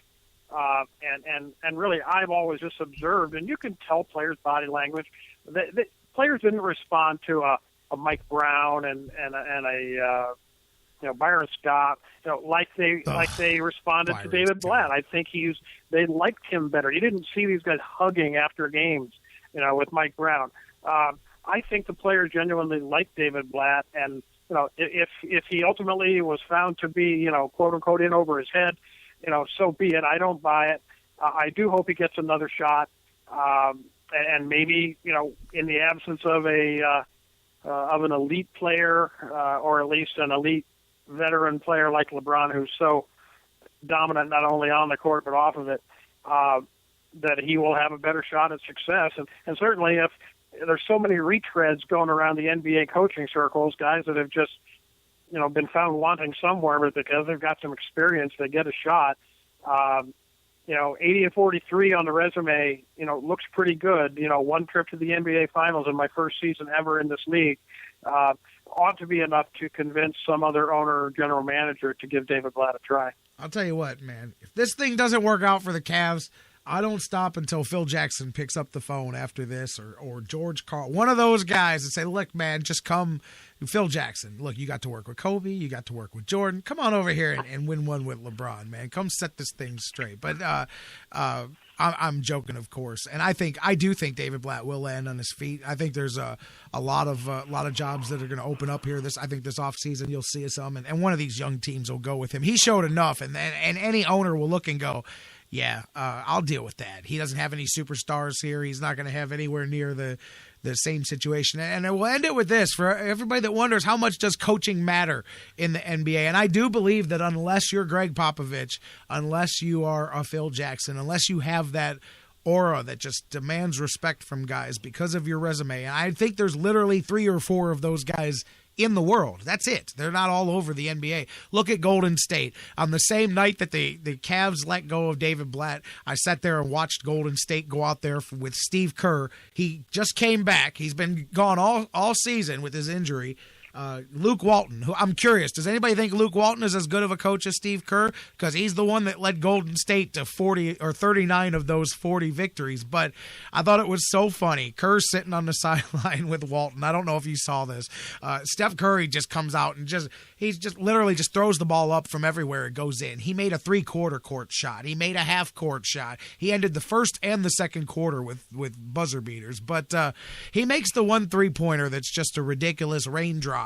And he looks over at Luke Walton to Steve Kerr, and he goes, "Yeah, that was great coaching, wasn't it? Yeah, just the way we drew it up over there, man." And the camera caught him, and they played it, and the announcers thought it was hilarious, and so did I, because I'm going, that'll show you right there. Does it even matter in today's NBA who the head coach is? I honestly believe that the superstars set the tone and everybody else falls in line. And for the most part, your coaches are there to develop the younger players and try to give the illusion of telling the stars what to do. But, I mean, it is a players' league, and that just shows it. That's the best team in the league, and it doesn't matter who their coach was. They were going to win these 40 games no matter who was on the sideline. Yeah, that may well be, and as they say, the art of basketball coaching is those combinations, and it's like a foreman scheduling his crew. Your rotations and all that. Make sure it works, rotations, and managing minutes and resting people when necessary, and just really players on a chessboard. But you're right, you can't do anything about the plus and minus when they're on the court, especially if you've got a guy like LeBron who's basically tearing up whatever you're calling and saying he's going to run whatever he feels like around it. And Exactly. we know he does that. That's the thing. That's where it all goes nuts. And everything that we're talking about stops and ends there when that happens. But anyway, we'll talk some more about the Cavs next week. Let's see what they do. I want to talk some football with you because we now have a Super Bowl on tap. You got the young gunslinger and the old gunslinger coming back for one more. I'm not going to lie. I was as wrong could be all the way around. Broncos showed me something. I mean, that defense stepped up and did what that was built to do. That defense, that was a hell of a game with the Patriots and the Broncos, even coming down to the end. Perhaps if Gostkowski doesn't miss the extra point earlier in the game, it changes everything because then that game goes to overtime instead of the way it ended. But that was a hell of a game, and I got to give Peyton Manning credit because I wrote him up as perhaps being washed up, and maybe he is, but he did what they say. The great ones get great for one more game. They've always got one more game, one more whatever in them, and Peyton Manning did yesterday. He got that squad through a tough game. New England's defense wasn't no joke either. That was a hell of a championship game in Denver going to the Super Bowl. Oh, man, it was a great game. That's really the most important thing you can say. It was compelling football right down to the end, and who didn't think Tom Brady was going to get it done at the end? I mean, I know. Yeah. He's driving down the field, even when they're 4th and 10, the first time they're on 4th down, and he hits the long pass to J-Rocc down in the center of the field. I said to my wife, it's 4th down, and you absolutely know he's going to get it. Even when they're down fourth down in the red zone, at the 10, 4th and goal, I said to my wife sitting there, I said, he's going to get it because this game absolutely has to come down to this 2-point conversion that they're going to have to try if they do get it.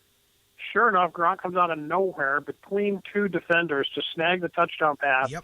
And then they go for the 2-pointer. And it was just unbelievable, the drama. And you just figure, it's cool when you're watching history and you're watching history be made. The matchup was much talked about before the game, the Brady-Manning matchup, and then it came right down to the stretch, and even when it didn't look like the Patriots were even going to get another shot, well, sure enough, they get another shot with under the 2-minute warning. They run the punt back inside of midfield, and here you go. It's okay, Tom, you got one more crack at it here, and And a lot of people think Brady's the greatest of all time. I have a hard time arguing with that. And he was going to have a chance to show it again. And he pulled every trick out of his bag that he possibly could have with 2 fourth-down conversions that were just unbelievable. And then really coming down to the even when they missed a 2-point conversion, they still had to come down to a possible onside kick recovery to rule him out of the game. Just an unbelievably compelling game. It was fantastic entertainment, and I was just riveted to it. It was incredible. No, I absolutely was too. I mean, that was a fantastic. Gronk he is unbelievable with some of those catches, and the same thing with Brady. I mean, even when they fall short on the fourth with 2 minutes to go, you're thinking, okay, that's it. No, sure enough, man, they get that shot again, and you just knew that they were gonna bring it down there. I thought for sure it was going to overtime. I'm thinking, well, you know how this is gonna go, man. And hats off to Denver. That defense came up big. Tom Brady, even with 300 yards, what was it, 56 or 52, whatever, 52 passing attempts. It was amazing. It was a career high for him. I think he was only at 50% or whatnot for the game. So I mean, it was a lot of work for the Patriots but they did. They stuck with that defense. That's I'll tell you what, skipping ahead, the Super Bowl, gosh, those are the 2 best defenses in the NFL that are going to play each other in that Super Bowl. But yeah, the Patriots, you just thought for sure they were going to pull it out. I was too. I don't know if you saw it on Twitter or not, with the Denver Police Department, when they put out the tweet in the third quarter yesterday. Actually, a couple of people hit them up and say, "Hey, good use of public funds here." But the police department tweeted out somewhere during the third quarter an APB for the missing New England Patriots offense, and it was pretty funny. It came from the police department. It said, "All points bulletin. If anybody's seen the New England Patriots offense, let us know, because the Broncos are looking for it," or something like that. But man, that was a hell of a game. Von Miller, Derek Wolfe, all those guys. Von Miller had a huge game. What did he have? Two and a half sacks? I don't know if you saw Tom Reed's article this morning talking about the importance of the Browns re-signing Mitchell Schwartz. He went back and revisited the game that Mitchell Schwartz had against Von Miller. Against Von, basically held him to pretty much nothing in that game, and did a great job. So, and he decimated the Patriots line. I mean, he was just killing them yesterday. Brady was just getting assaulted all game. That was probably one of the worst I've seen of the Patriots' offensive lines, especially in a big game, wouldn't you say? Oh, no doubt. Denver did make him look silly, and especially off the edges. And Derek Wolfe, what a player that guy is, man. He had a hell of a ball game too. So yeah, you're right. Brady took a lot of shots, a lot of hits. But I tell you, he also looked like a magician sometimes too. Getting the balls off, able to wing it when he's clearly just trying to avoid a sack. Somehow managed just to throw the ball before his knee hits down and throw the ball in the neighborhood of a receiver where he doesn't get called for grounding. And of course, he gets most of the benefits of the doubt. But he showed why he is the man time and again, and including obviously down the stretch when all the marbles are on the table and it's fourth down and he's just converting left and right. So it's hard to make myself say it, but he is the best ever. He is the best I've seen. I'll tell you, Bruce, in the chat room, TJ Ward looked great on that defense. So did Bradley Roby. He looked good. I mean, and it's good to see a guy like TJ Ward, somebody that came from here, get a chance to go. And talking about what that defense did to Brady, third down, did you see the stat? 2 of 15 on third down, the Patriots. It is the third worst that they've ever done in a postseason game since they drafted Tom Brady. It was just horrendous, and that was such a big part. And 3 sacks on third down. Never happened to Tom Brady in a playoff game before. I mean, you cannot give enough credit to the Denver Broncos defense, because it took a superhuman effort to be able to stop the Patriots always find a way to get it done, and that defense was able to hold it off. And now, hey, how about Peyton Manning? He's going to pass John Elway as the oldest quarterback in a Super Bowl, and the gap. You got 2000. When was Peyton drafted? He was drafted in 98, I believe, was Peyton Manning's year that he was drafted. Right, yeah. And Newton was number 1 in 2011. So there was like 13 years between the two of them. 13 years and 48 days. It's the largest age difference between the two starting quarterbacks in the Super Bowl. You've got Peyton Manning, who will be the oldest official starting quarterback in Super Bowl history, replacing Elway. And then number 3 was Manning from a couple of years ago.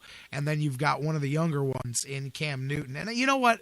Switching over to the other side, I said this at the beginning of the show. I'm one of those guys that believes in giving credit to growth. And I mean, I hate stereotyping a guy for something that they did and you just stick with it. I mean, so many guys do that in journalism and in broadcasting and stuff, and you don't open your mind up. And I felt myself, I think, falling into that with Cam Newton in the last couple of years, because I've kind of been, Cam Newton, and the computer, and his dad sold him out in college and all that stuff. But you know what? Not just on the field. On the field, he is one of the best quarterbacks in the NFL. He has truly developed into an awesome player. But man, you've seen a lot of maturity in that. That's a good guy, at least from what I see publicly off the field too.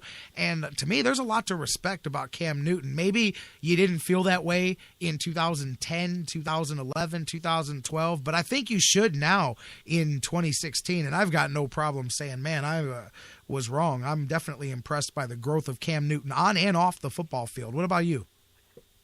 Well, sure. First of all, let's just get one thing out of the way right away. He's the best player in the NFL. There you go. I had a sort of a negative introduction to Cam Newton too, but it basically was based on his dad. I wrote an article in 2010 about Auburn, and it was more about Bobby Louder and Auburn than it was about Cam Newton. He was sort of incidental to the whole thing. In fact, that was the theme of the whole thing was, why is everybody paying so much attention to this Cecil Newton, Cam Newton thing, and so little attention is being paid to this Board of Trustees guy who's actually running Auburn athletics and in many cases running it into the ground. So you can't tar the guy for what happened, for being a cog in this great big money cash machine that's called college football. When his dad, the system had his dad, shopping his services around to various schools for X dollars. Right.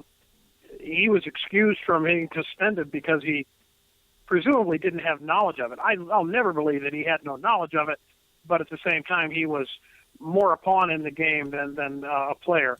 And so I never did really put the blame on him for that whole scandal. And he really was gone by the time most of the crap hit the fan.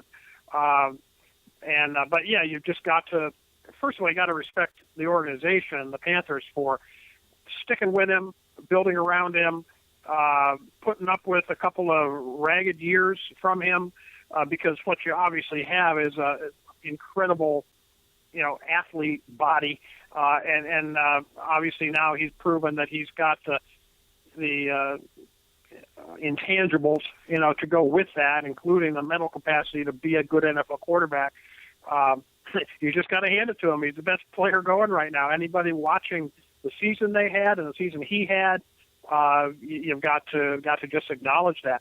I haven't seen as much of him off the field to form an opinion, but I do think I could do without a little bit more of the demonstrativeness. Look at how great I am. After the touchdown plays, after the big plays on the field, little bit of a glory hog that way. But that says nothing about his character, really. I mean, he's caught up in the moment. The fans are great; they love it, and he's playing to the fans, and you'd have it no other way if you're a Panther fan. Yeah, it's just a tip of the cap time, because he's in the Super Bowl. He's young. He's at the start of his career, and boy, they could have a great run with him over the next 5 to 8 years. You got to think, and it's been coming. I mean, they haven't lost at home since last season. Look at that run that started halfway through last year, and they've just been a different team, he's been a different player. They took it to another level. Look at what they did to Arizona, a team you and I both were impressed and that's with. A fine team, yeah. Right. And they were just steamrolled in that first quarter. And the cool thing about it, of course, is I'm sure you and everyone else noticed, was that it was Ohio State Day in all Charlotte. over the place. Yes, all Buckeyes over the everywhere. place, from Teddy Ginn to Philly Brown to Kurt Coleman to Andrew Norwell opening up holes on that offensive line. And, yep. It was just a great day for Buckeye rooters. And then, of course, in the earlier game, you had Bradley Roby making a key play in the game. So it was a hot day for Buckeyes. And I'll tell you what, I mean, you guys watching the game, if you were watching it yesterday, I honestly, I feel like where that game where the game was won for the Panthers was in the last 5 minutes of the first half. Or, in my opinion, that's when they really changed any possibilities. I thought Arizona really gave themselves a shot to get back. Okay, they got bushwhacked early, right? They're down, was it 17-0 or whatever it was. Right. And but look at what they did. Okay, they get the stop, they get the ball back, they get the good drive, and they score the touchdown. So you're like, okay, it's 17-7. Right away, defense goes, I think it was a 3-and-out. They may have given up a first down, but I believe it was a quick 3-and-out, and they were getting the ball back with great field position. They had the ball, the punt was coming to them right around midfield, and Patrick Peterson tried to do too much with it. You could see he got the run ahead start, and he was in the end zone before he caught the ball, and he lost it. He lost but that was just the beginning of the back and forth, man, because this was the Cardinals' chance to get back in it. Peterson muffs the punt, Carolina gets it back. Even then, they get him to a third down right away. Looks like maybe Arizona is going to be able to get it back. A rare back-to-back set of mistakes for Peterson. He's one of the best out there. He gets called for the pass interference when he pulls the jersey. That gave him the easy touchdown down on the goal line. So Carolina, now you're thinking, okay, Carolina's going to blow this thing out. And but Arizona comes, gets the ball, goes back down, defense gets it back for him. Cam Newton throws the interception. You're thinking, okay, now here's where the the Cardinals can get a score here going into the half, and they can make it whatever, a 7 or a 10-point game.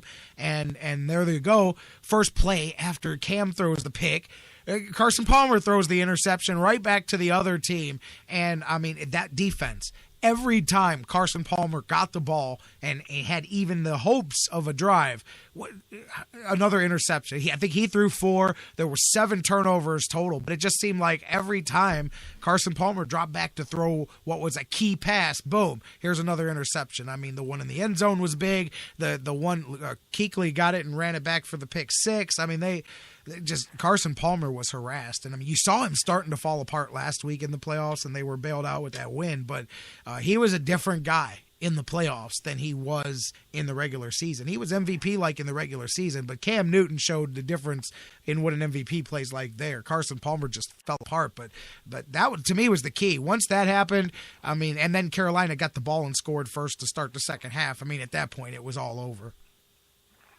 Yeah, it was a tough day for Carson Palmer. It just really did seem like that offense for Arizona that had been so prolific and so powerful, they were just up against bigger and badder guys and under pressure the entire time. I had seen, maybe Carolina play maybe 3 times this year, and I was not really. I mean, I've been impressed with Thomas Davis, the linebacker, Yes. just being an unbelievable badass, and He started out like a house of fire, then got hurt. He was out for the whole rest of the game. He broke his arm. Still, yeah. It didn't seem to affect him at all. Is he out for the Super Bowl? Is he going to play? He says he's still going to play, but he's got a broken arm. But I just saw, I think he tweeted this way. He plans on trying to play if they're going to let him play. So he's got 2 weeks or something. So we'll see. Right. Yeah, it's but yeah, they were just up against a steamroller, and as that game was a quarter old, and people on my Twitter timeline are saying, "Oh my God, are the Broncos going to get steamrolled?" And that's easy to see. And of course, the Panthers opened up as 3.5-point favorites. I imagine that that line may grow, but anyway, it's going to be fun with the old guard meeting the new guard. I mean, that'll be obviously the storyline of the game, just as the battle of the Titans with Brady Manning was the storyline this past week. I mean, you're going to see it again, and all it does, it just keeps drilling down that it's all about quarterbacks in this league, and teams with the best quarterbacks are the teams that get to this point in the playoffs. So Hugh Jackson got to be listening, and before we get off, I just wanted to ask you, in general, what you think about the the staff that Hugh Jackson put together. That has all happened since we talked last Monday. Where are you on the Hugh Jackson coaching staff? Well, it works out well for the payroll department because once again, Jimmy just had to pick up the phone and go, "Hey, direct deposit's still the same. All right, just keep those checks going to Ray. We're just going to continue paying him like we've been doing." It works out well for the Browns that they are able to. It does well for the payroll department. They don't have to get new Social Security numbers. The 401k stays the same. I laugh. I think it's funny, but yes. And the other guy coming back is who? The DB's coach? Is it Louis Chaffee? Yeah, and they've that was here before with Ray. And who else is on the staff? I've got the. Matter of fact, I've got the whole. Well, I've got Nunn. They brought in the guy Nunn to be the defensive line coach, a guy from the Giants. Really, I think the only guy that survived is Tabor. Am I right? The special teams guy, the only guy that's coming back. Al Saunders is the. I love the Al Saunders addition. I really do. Wide receiver coach. Another guy who's been a head coach, who's just a font of wisdom at age 68. You bring in a little more experience with Pep Hamilton to coordinate your passing game, presumably. Guy who's done that for a number of different teams. I think that the reaction around the country and around the league and national media is that Hugh Jackson's putting together a heck of a good group. Yes, we're also looking at of course everybody keeps harping on the point that same as in the NBA, it ain't the coach, it's the players. But I am encouraged that Jackson's able to get experienced guys, guys with credentials, guys with good backgrounds, and put together a solid group. I think for the most part, the grades are going to be pretty good on the job he did putting that group together. Yeah, I like it. And here's two quotes from him that I'll say real quick. The one is he said, this is from Hugh Jackson, the coach of the Browns. He said, "I love this group of coaches because they all want to be here with the Browns. They want to be a part of this change. I wanted a bunch of guys who really want to be here in Cleveland because they understand the amount of work that needs to be done. We're going to have to roll up our sleeves, put our head down, and go to work.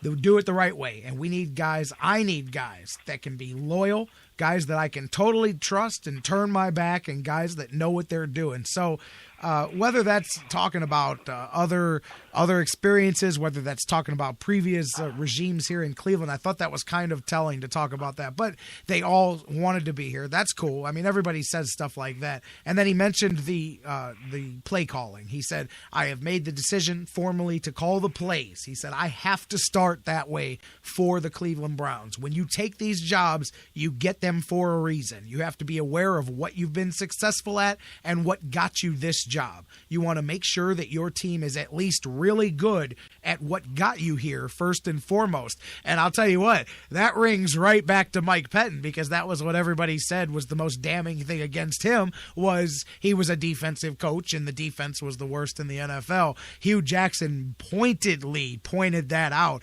and said, "I'm at least going to be responsible for this offense and make sure that that's handled. Everything else can fall into place from there." So he at least grabs the bull by the horns and says, "Hey, man, look, I know that this thing's going to live or die by me, and this is what I do best, so this is what I'm going to do." Yeah, that's true. And like I said, the day they hired him, the sooner they get the position filled and the sooner they get the staff filled out, the sooner they can get about the business of trying to keep the best players here. And most people are writing off Alex Mack as gone. I'm not sure exactly why that is, but at least they can do their best to sign Schwartz, sign Tayshaun Gibson, and I guess those are probably the biggest priorities.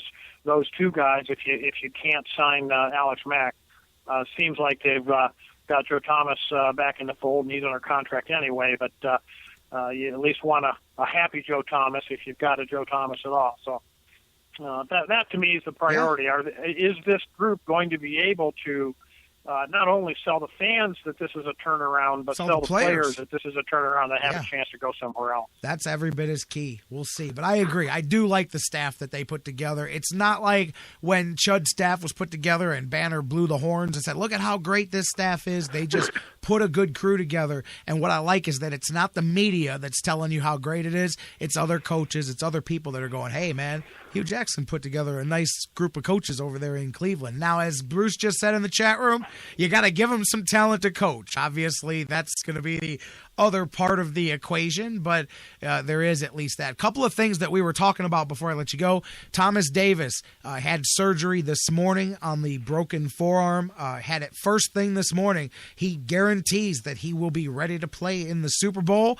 Ron Rivera says if he's ready to play, he's going to play. So there you go. That's a guy that wants to play. He's coming out of surgery, and he says, I'm going to be in the Super Bowl in 2 weeks. So that'll be that guy is an absolute badass. Yes, he is, man. The more I see of him, the more I just have all kinds of respect for his game. He's sitting there with screws in his arm and pins and plates and says, hey, man, I'm playing football in 2 weeks. I don't know what you're doing, but I'm going to be playing. Hey, to circle back to the Cavs before I let you go, Cavs just finished their shoot-around in the media opportunity this morning, and here's a really interesting quote that I just wanted to run by you, Dan.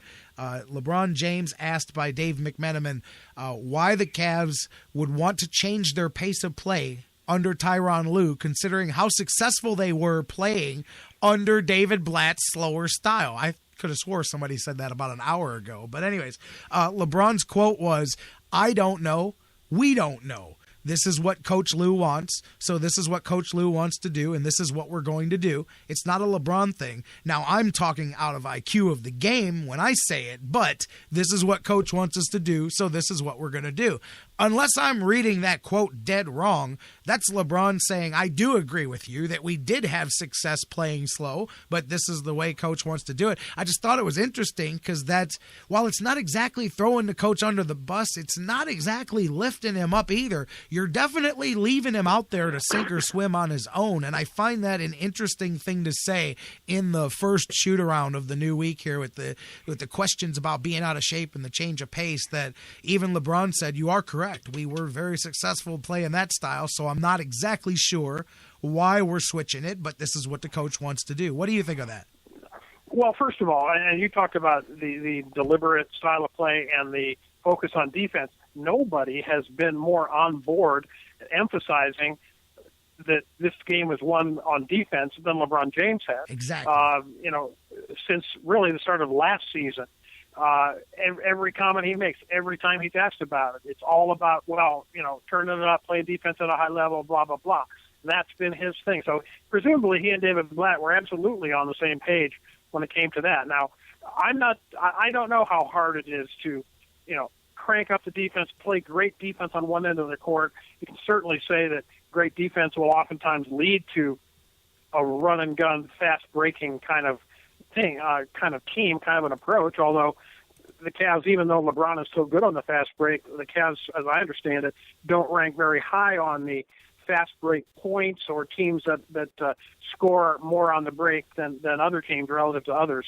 But, how hard is it to, do you necessarily have to be a walk the ball up the court team if you're going to be a defensive focused team?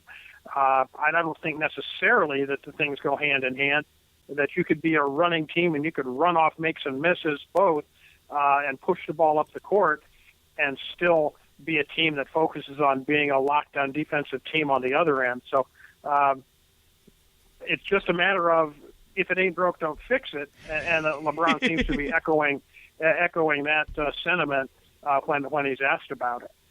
Oh, man, it's funny. As we're talking about it, I get the alert on my phone that says, LeBron says we'll run this offense because it's what the coach wants. They know how to pick the exact part of the quote out to make sure that it gets the most conversation. Hey, man, it's an experiment.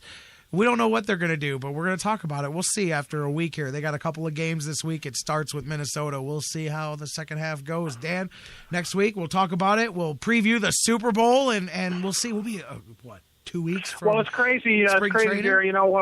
It's never boring. That's one thing you can say for it here in Cleveland. We like to keep things on edge. So I look forward to catching up with you again Monday. I don't know. You plan to talk Wednesday or no? No. This is the only show of the week. Again, I've got school all week, and so this is the only one this week. So we'll do Monday. It's always a good time. Look forward to catching up with you Monday. Absolutely, Dan. If I could have bet you anything that what we'd be talking about today. How high on the list would be the firing of David Blatt before it happened? I'm guessing you'd have picked a million other things that we'd be talking about today. We wouldn't be talking about Hugh and Lou. Hugh and Lou, you gotta love it. And Hugh got himself a Horton. I love that one. You got your little joke in there. Now Hugh got Horton heard of who? Hugh. That's right. Okay, man. We'll catch up to you next week. Take it easy, Dan Wismar, my man from EverybodyHatesCleveland.com. Make sure you guys check it out. We're gonna take a break and come right back. Don't go anywhere. Heavyweight title shot, UFC 196, Cleveland is the city where the championship comes, baby. Stipe Miocic, we'll talk about it. Getting the shot he's been waiting for. Short notice. We'll hit that. We'll talk about the monsters and wrap it up. Don't go anywhere. Still more Sports Fix to come. We'll be right back, baby. I'm traveling down the road, I'm flirting with disaster. I got a pedal to the floor, my life is running faster. I'm out of money, out of hope, it looks like self-destruction. The Sports Fix, your choice for intelligent talk. That was wonderful. Bravo! I loved that. Oh, it was great. Intelligent talk. Well, it was pretty good. Well, it wasn't bad. Well, there were parts of it that weren't very good, though. It could have been a lot better. I didn't really like it. These guys must be on the wrong station. It was pretty terrible. It was bad. It was awful. It was terrible. Get him away! Hey, boo! The Sports Fix. Portions of the Sports Fix brought to you by Harry Buffalo. Harry Buffalo, join the herd. Football season is party season at Harry Buffalo North Olmsted. And no matter who you root for, everyone wins at Harry Buffalo. Every Saturday is Coors Light College Football Saturday with $6 pitchers, 4 bottles for $10, and the Buckeyes in full HD. Every Sunday, all the Browns action with Bud Light beer specials and $10 hair of the dog pitchers. Hey, baby, let's go out there like a bunch of crazy dogs. Have some fun. Plus, every Monday night, catch the Monday Night Football action with some of your favorite Browns players. Football season is most definitely party season, and your headquarters is Harry Buffalo North Olmsted all winter long. Harry Buffalo, join the herd. Hey, everybody, listen up. Listen up, guys. Hey, guys, listen up. No one should ever hit a woman. Not their wife, not their girlfriend, not their date. No woman should have to fear violence, Especially not from someone they know and trust. But that's the reality for too many women. We have to change it. It's up to each of us, because even one is too many. Violence against women hurts all of us. Growing up, I was ashamed and afraid of my father when he abused my mom. The worst abuse of power is when a man raises his hand to hurt a woman. We all have to take responsibility. So if you see someone threatening a woman, step up, speak out, and get help. Dating violence hurts all of us. So step up and help end it. Because one is too many. One is too many. One is too many. One is too many. End the violence. Because it's wrong. Because one is too many. Sports Fix. Who's this? My name is Optimus Prime. Mr. Prime, we appreciate your call. Tell me, what do you think about the Sports Fix? There's more to them than meets the eye. The Fix is in. It's the Sports Fix.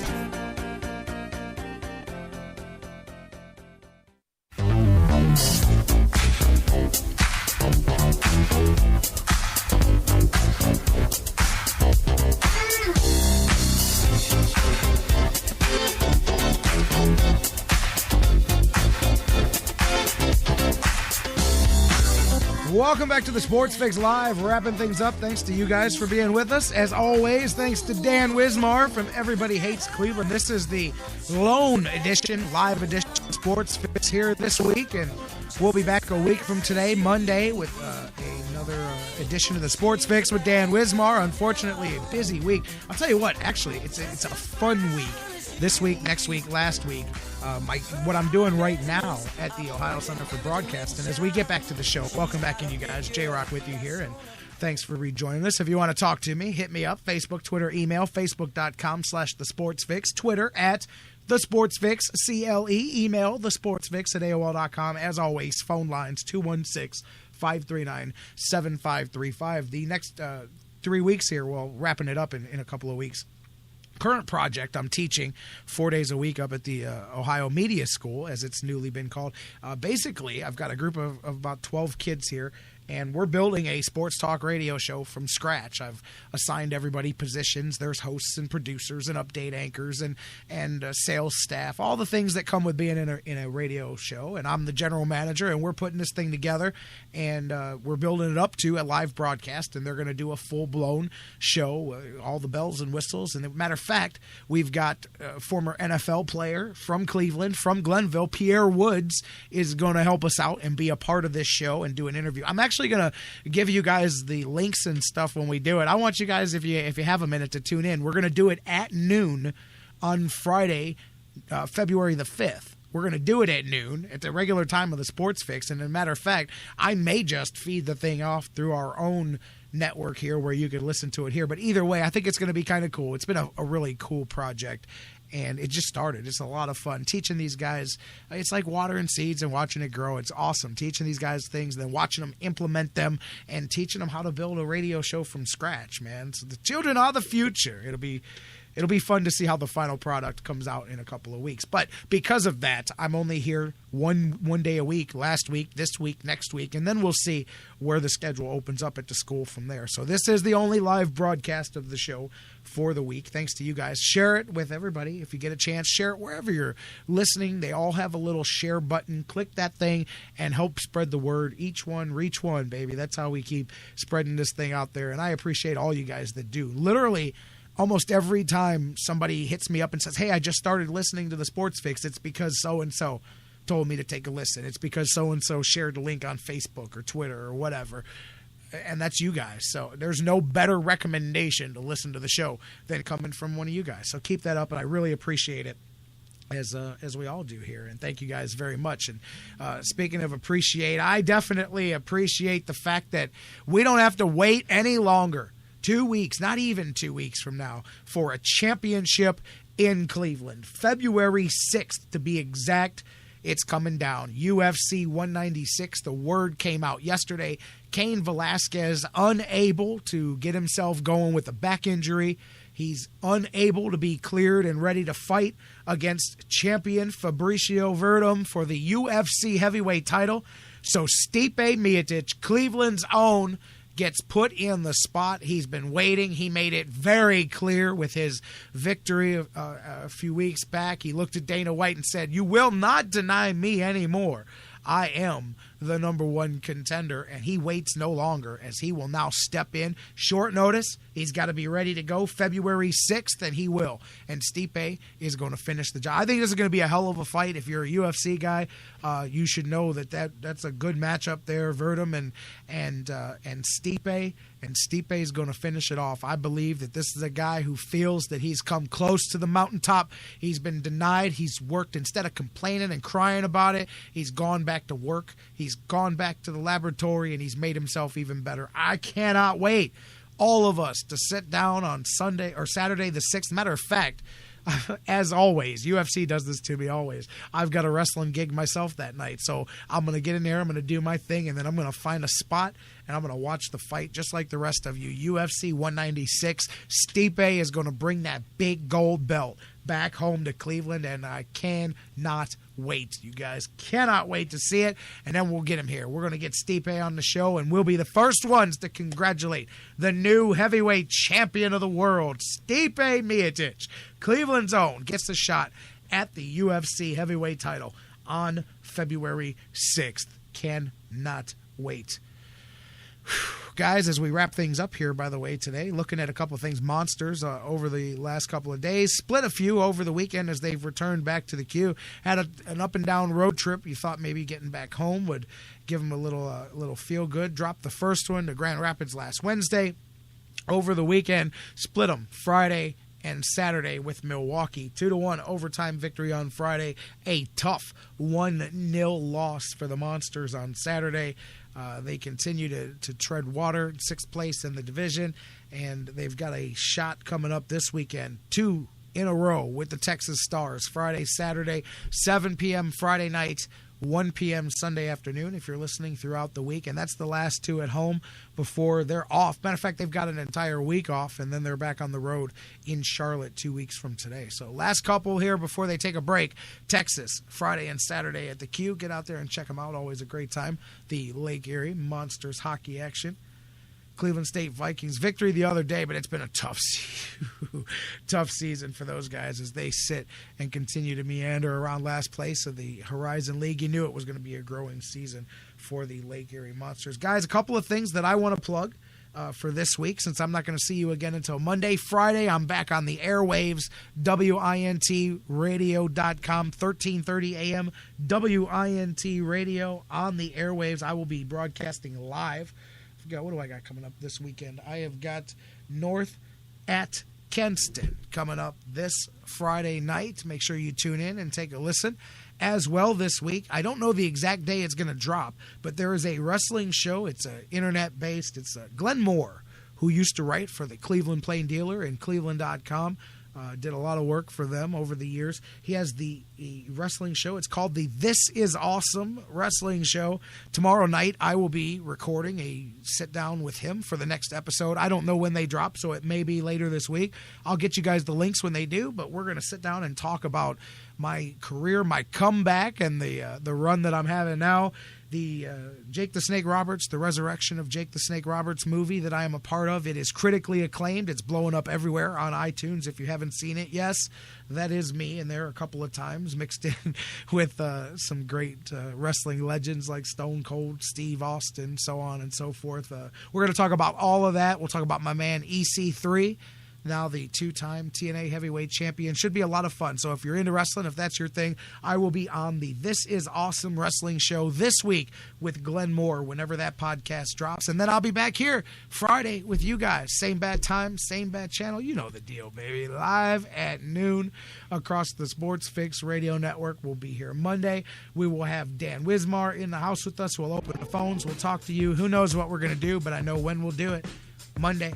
I know when it'll be, live, noon, and it'll be right here across the Sports Fix Radio Network. The website is back up and running. That's right. We got that fixed thanks to you guys. Thanks for everything. Hey, have some fun today. Hopefully the Cavs can have some fun playing basketball. LeBron James just told the media it'll take me less than a week to get in the kind of shape I need to be in to run Coach Lou's offense. So we'll see. That's a pretty quick turnaround. Now, he is an elite athlete, but I don't know if necessarily it happens that quick unless perhaps you were keeping a little bit back and now you're going to push a little bit forward. Whatever. Hopefully they have some more fun this week. They should. They've got Minnesota tonight. We'll talk about the Cavs week when we're back. Preview the Super Bowl with Dan. Take your calls and more. Monday, noon. Have a great week. Have a great weekend. Enjoy it. Until then, we'll see you live right back here on the Sports Fix. We love you, Cleveland and beyond. Have a great one. And we'll see you next week here on the Fix. We're 6 minutes, hood past over any city that we visit.